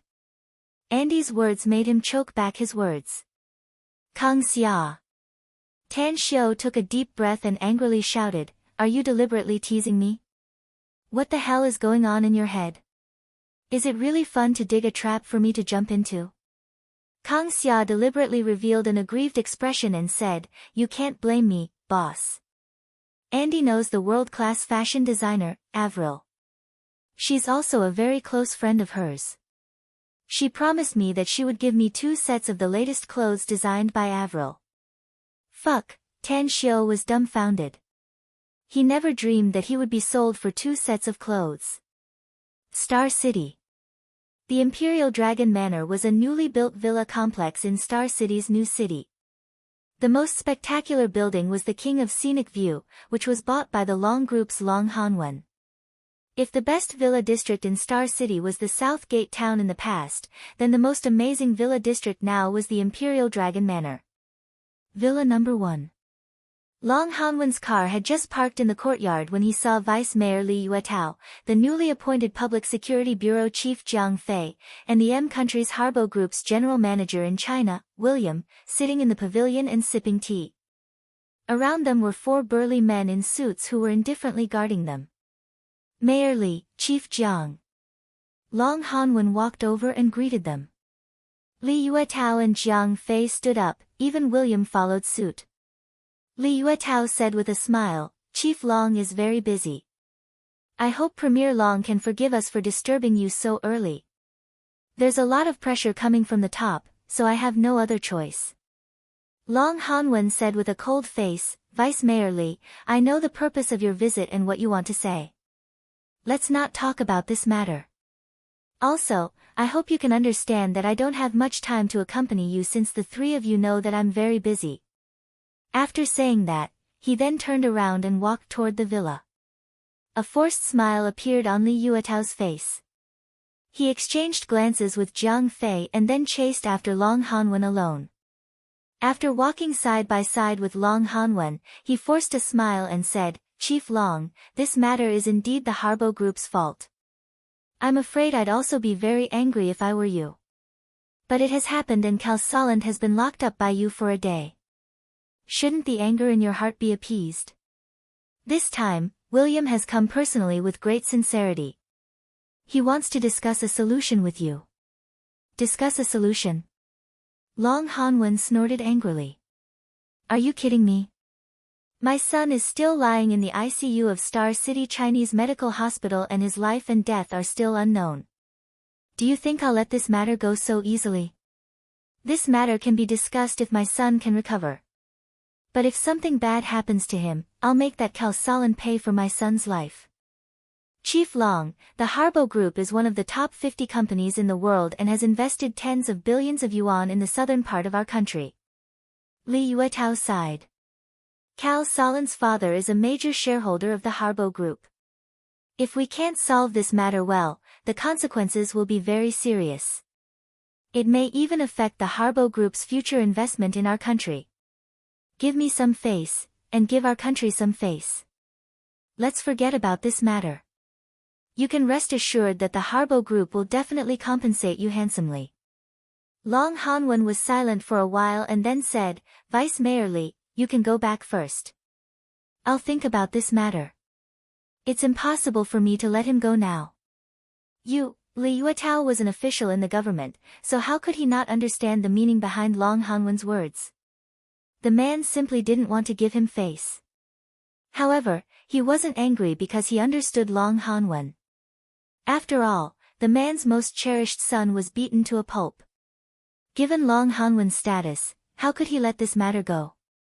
This is troublesome. Li Yuetao forced a wry smile inwardly and finally said, "If so, then I'll wait for Chief Long's good news." When Li Yuetao returned to the gazebo, he saw 2 pairs of eyes looking at him and helplessly forced a wry smile. "I'm afraid this matter won't be that easy to solve, William. Chief Long's son is still lying in the hospital and may die at any moment.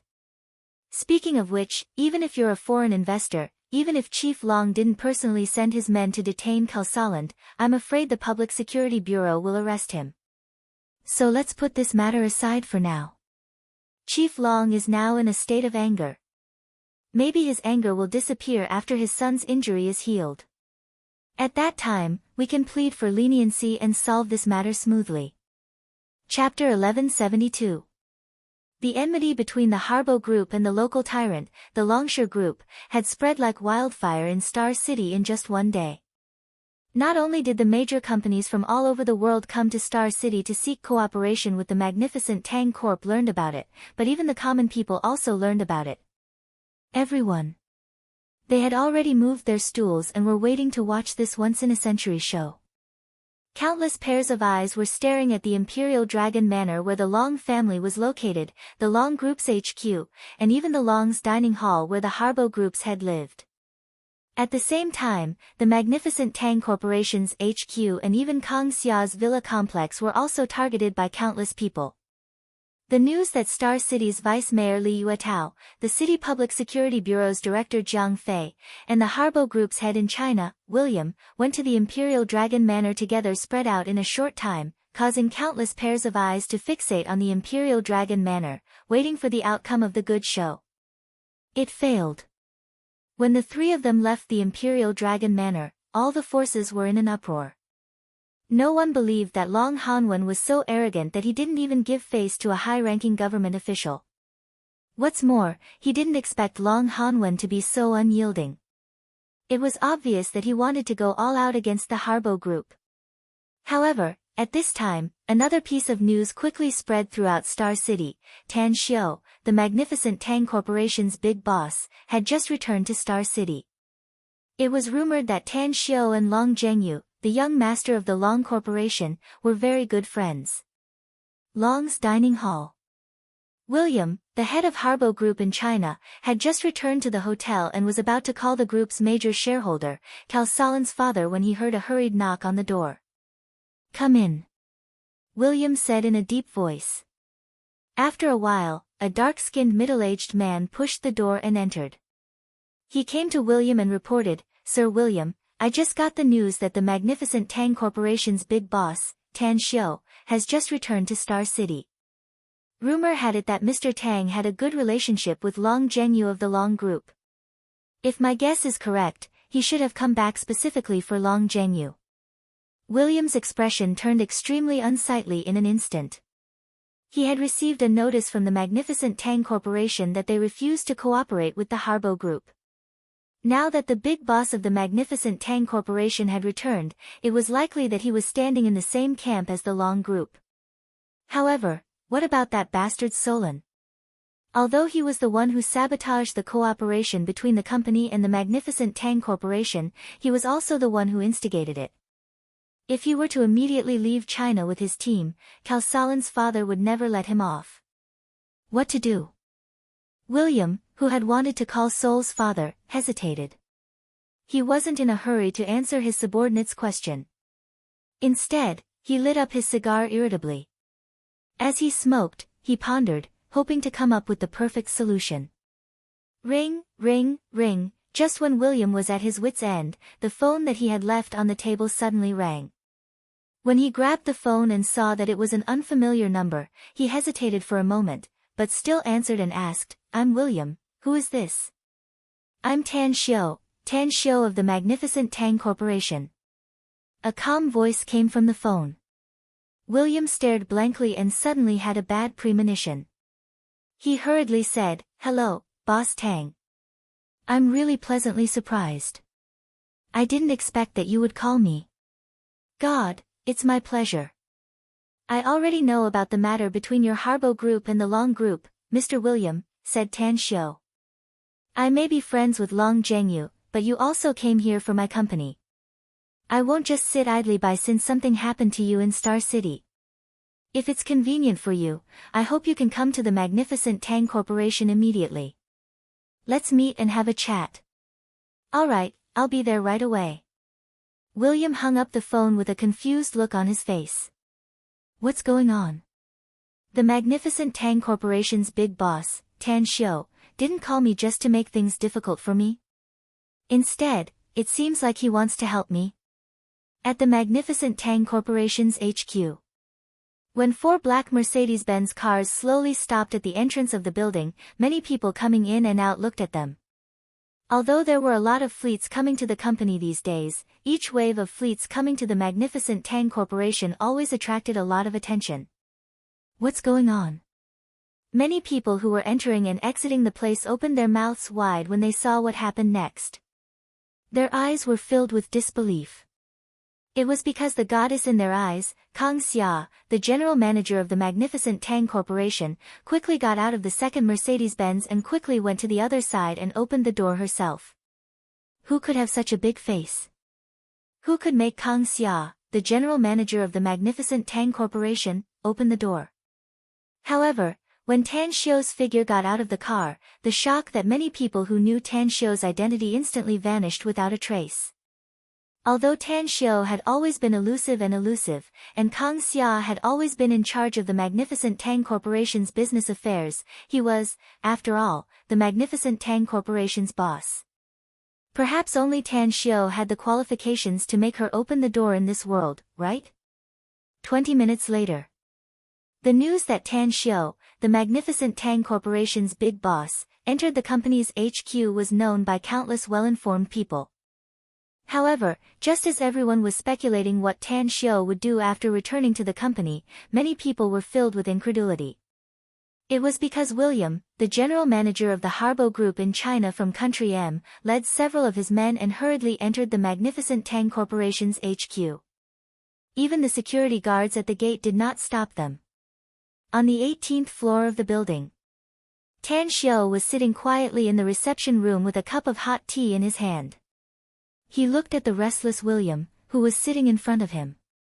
After a long silence, he slowly said, "Mr. William, I already know everything about you and the Long Group. To be honest, I'm very dissatisfied. You came to China and Star City to discuss business with my magnificent Tang Corporation, not to pick a fight and clash with the local bullies. Your actions will bring serious damage to our magnificent Tang Corp's reputation." "It's not that serious, is it, Boss Tang?"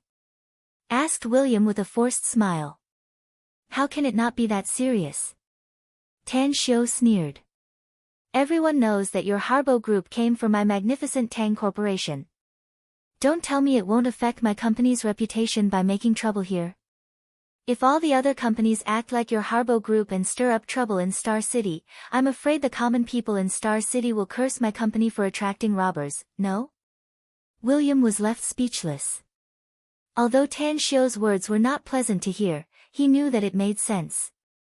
If the heads of all the major companies in the world were to cause trouble in Star City, it was very likely that the magnificent Tang Corporation would be cursed by countless people. At that time, the reputation of the magnificent Tang Corp would be greatly affected. "You got nothing to say?" asked Tan Xiu lightly.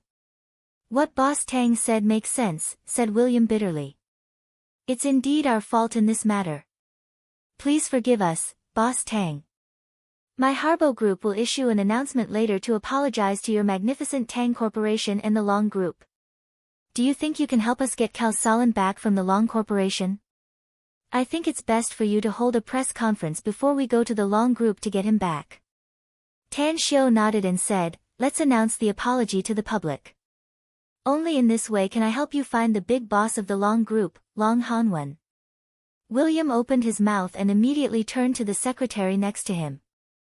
"Draft the apology immediately and hold a press conference to apologize to the magnificent Tang Corporation and the Long Group through the media." "Understood." As William's secretary left, Tan Xiu suddenly became enthusiastic. Although William didn't want to give up and wanted to talk about some cooperation with Tan Xiu kept playing taiji in front of him and didn't answer his question at all. 2 hours later, the Harbo Group's apology press conference came to an end. The situation made everyone who paid attention to the incident a bit puzzled. It was understandable that the Harbo Group apologized to the Long Group. After all, their people had seriously injured the Long Group's young master, Long Zhengyu. But why did they apologize to the magnificent Tang Corporation? Just because they came for the magnificent Tang Corporation, yet they apologized for such a trivial matter of reputation? Shortly after, all the forces heard the news that the magnificent Tang Corporation's big boss, Tan Xiu, and the Harbo Group's head of China, William, left the magnificent Tang Corporation's HQ and rushed to the Imperial Dragon Manor. At the Imperial Dragon Manor. At home, Long Hanwen was reading the company's documents and constantly answering phone calls.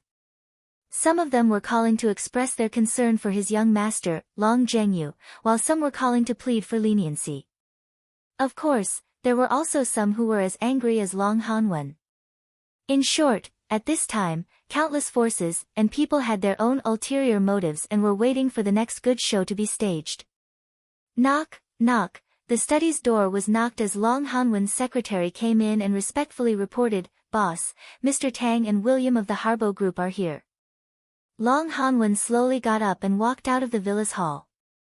Then, he saw Tan Xiu and William standing in the courtyard.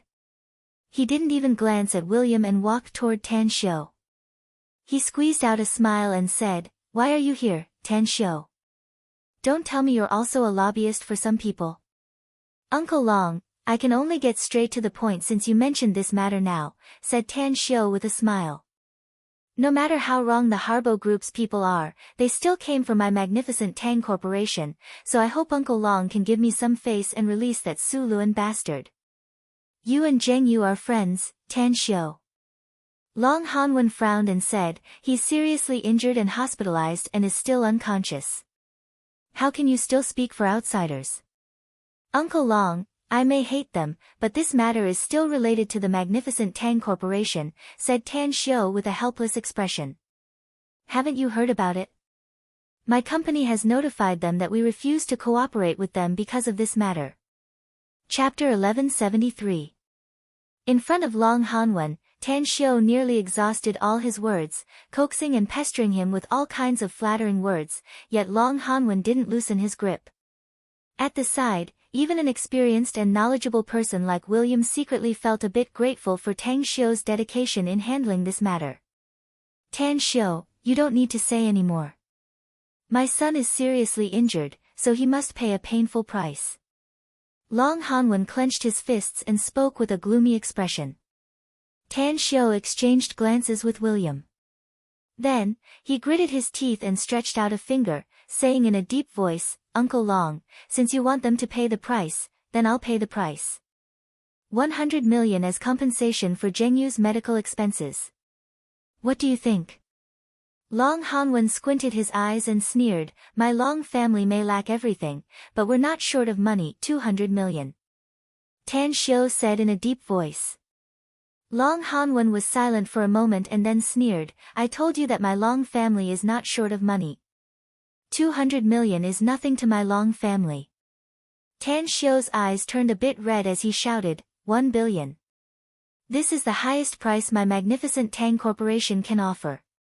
Uncle Long, I address you as uncle because I have a very close relationship with Zhengyu. Now that he's been seriously injured, it's already happened. Even if you want Kalsalan to be buried with him, it's only to vent your anger and you won't get any substantial benefits. We are all businessmen, and what businessmen pursue is profit.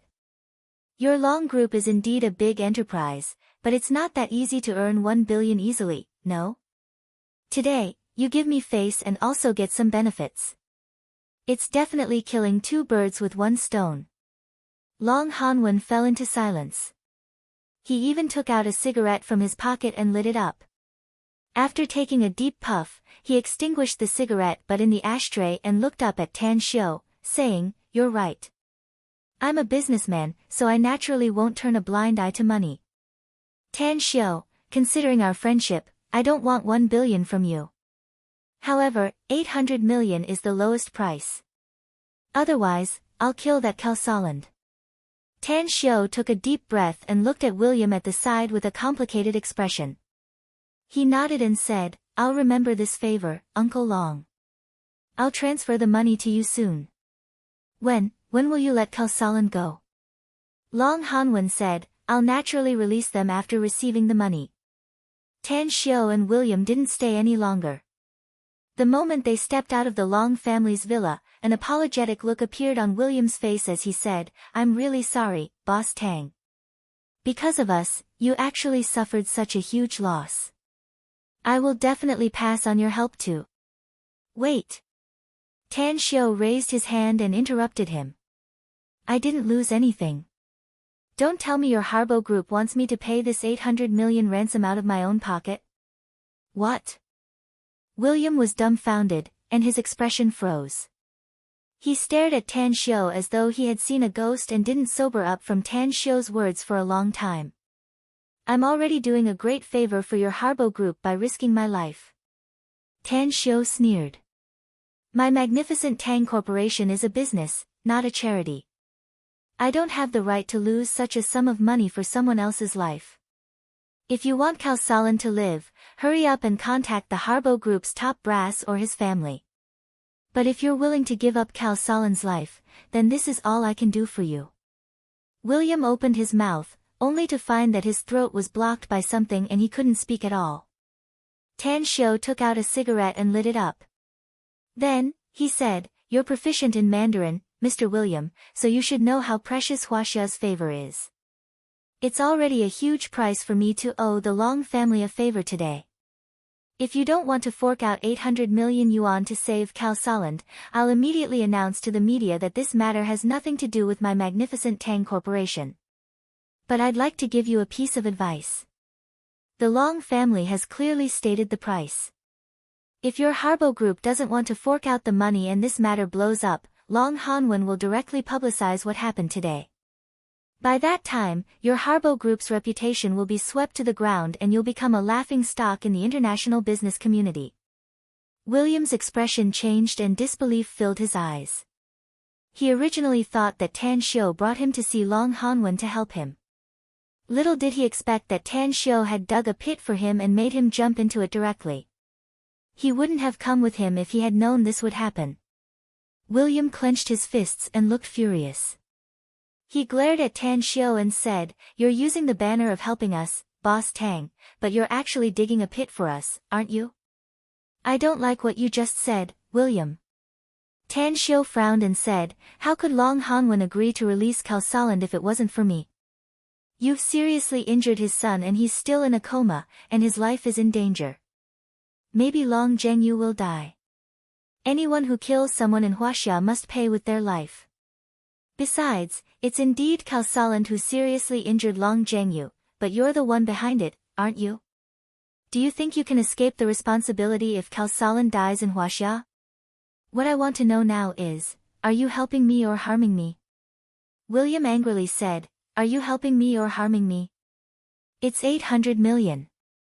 800 million yuan is not a small amount even if it's Huaxia's RMB. I'm really angry to hear you talk to me like that, William, Tan Xiu said lightly. I'm helping you out of kindness, yet you bite back at me. Is this your way of being a man? 800 million. Do you think Long Hanwen's Long Group really needs 800 million from you? As far as I know, the Long Group's income from developing the new city in Star City is at least 8 billion. Why would I swindle you for a mere 800 million? William fell into silence. He felt that what Tan Xiu said was very reasonable. The Long Group indeed didn't lack 800 million yuan. After he had instructed Cao Salan to seriously injure Long Zhengyu, he had sent some people to investigate the Long Group's situation. The result made him secretly startled.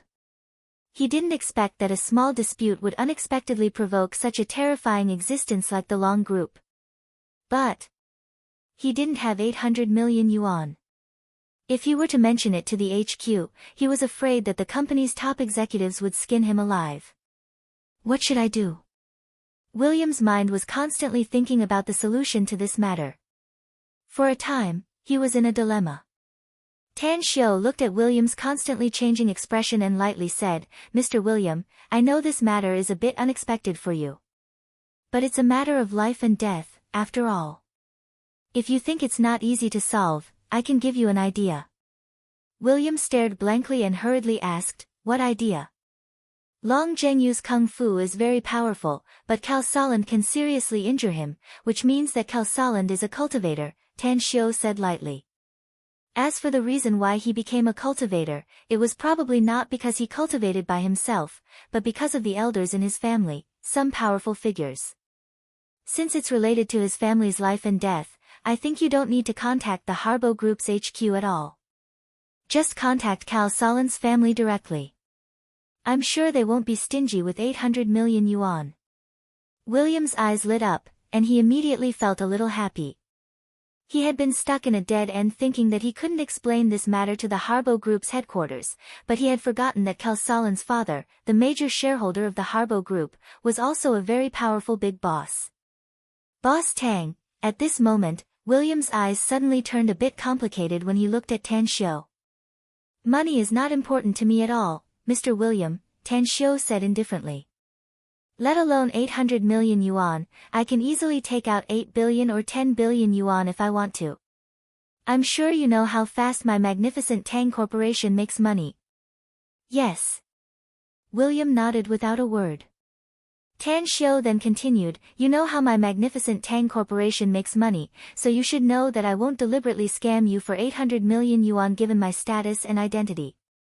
If I really joined hands with Long Hanwen to scam you, it's definitely not just 800 million yuan.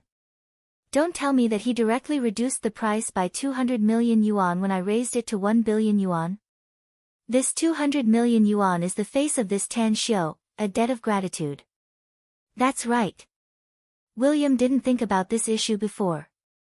But now that he heard what Tan Xiu said, he carefully thought about it and felt that Tan Xiu's words made sense. 1 billion yuan and 800 million yuan were actually not much different. Tan Xiu had proposed 1 billion yuan as compensation, yet Long Hanwen directly reduced it by 200 million yuan.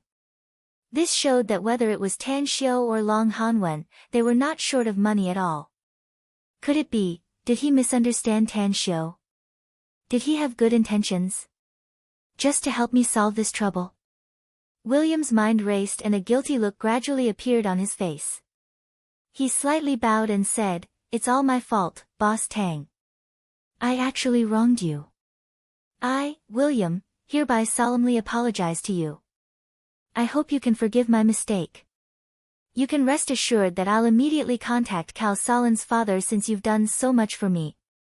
He's a major shareholder of my Harbo Group. Cal Solan's father is a major shareholder of your Harbo Group. Tan Xiu was surprised. Cal Solan's identity is so noble, so how did he become your? Cal Solan just graduated from school, so his father asked him to study under me, explained William quickly. Cal Solan is a bit impulsive and has caused a lot of trouble in the past 2 years. It's just that I've always helped him deal with it, so he doesn't know how to restrain himself. I never expected that he would cause such a big trouble this time. Tan Xiu secretly sneered inwardly, but he maintained a straight face and said, Mr. William, since Cal Solan's identity is so noble, I think you should hurry up and contact his father. I'm afraid that Long Hanwen will kill Cal Solan out of anger if the time is too short. Don't doubt it. The Long family is the most powerful family in Star City. Even the government officials are somewhat afraid of them. Therefore, even if he killed Cal Solan, there wouldn't be too much trouble.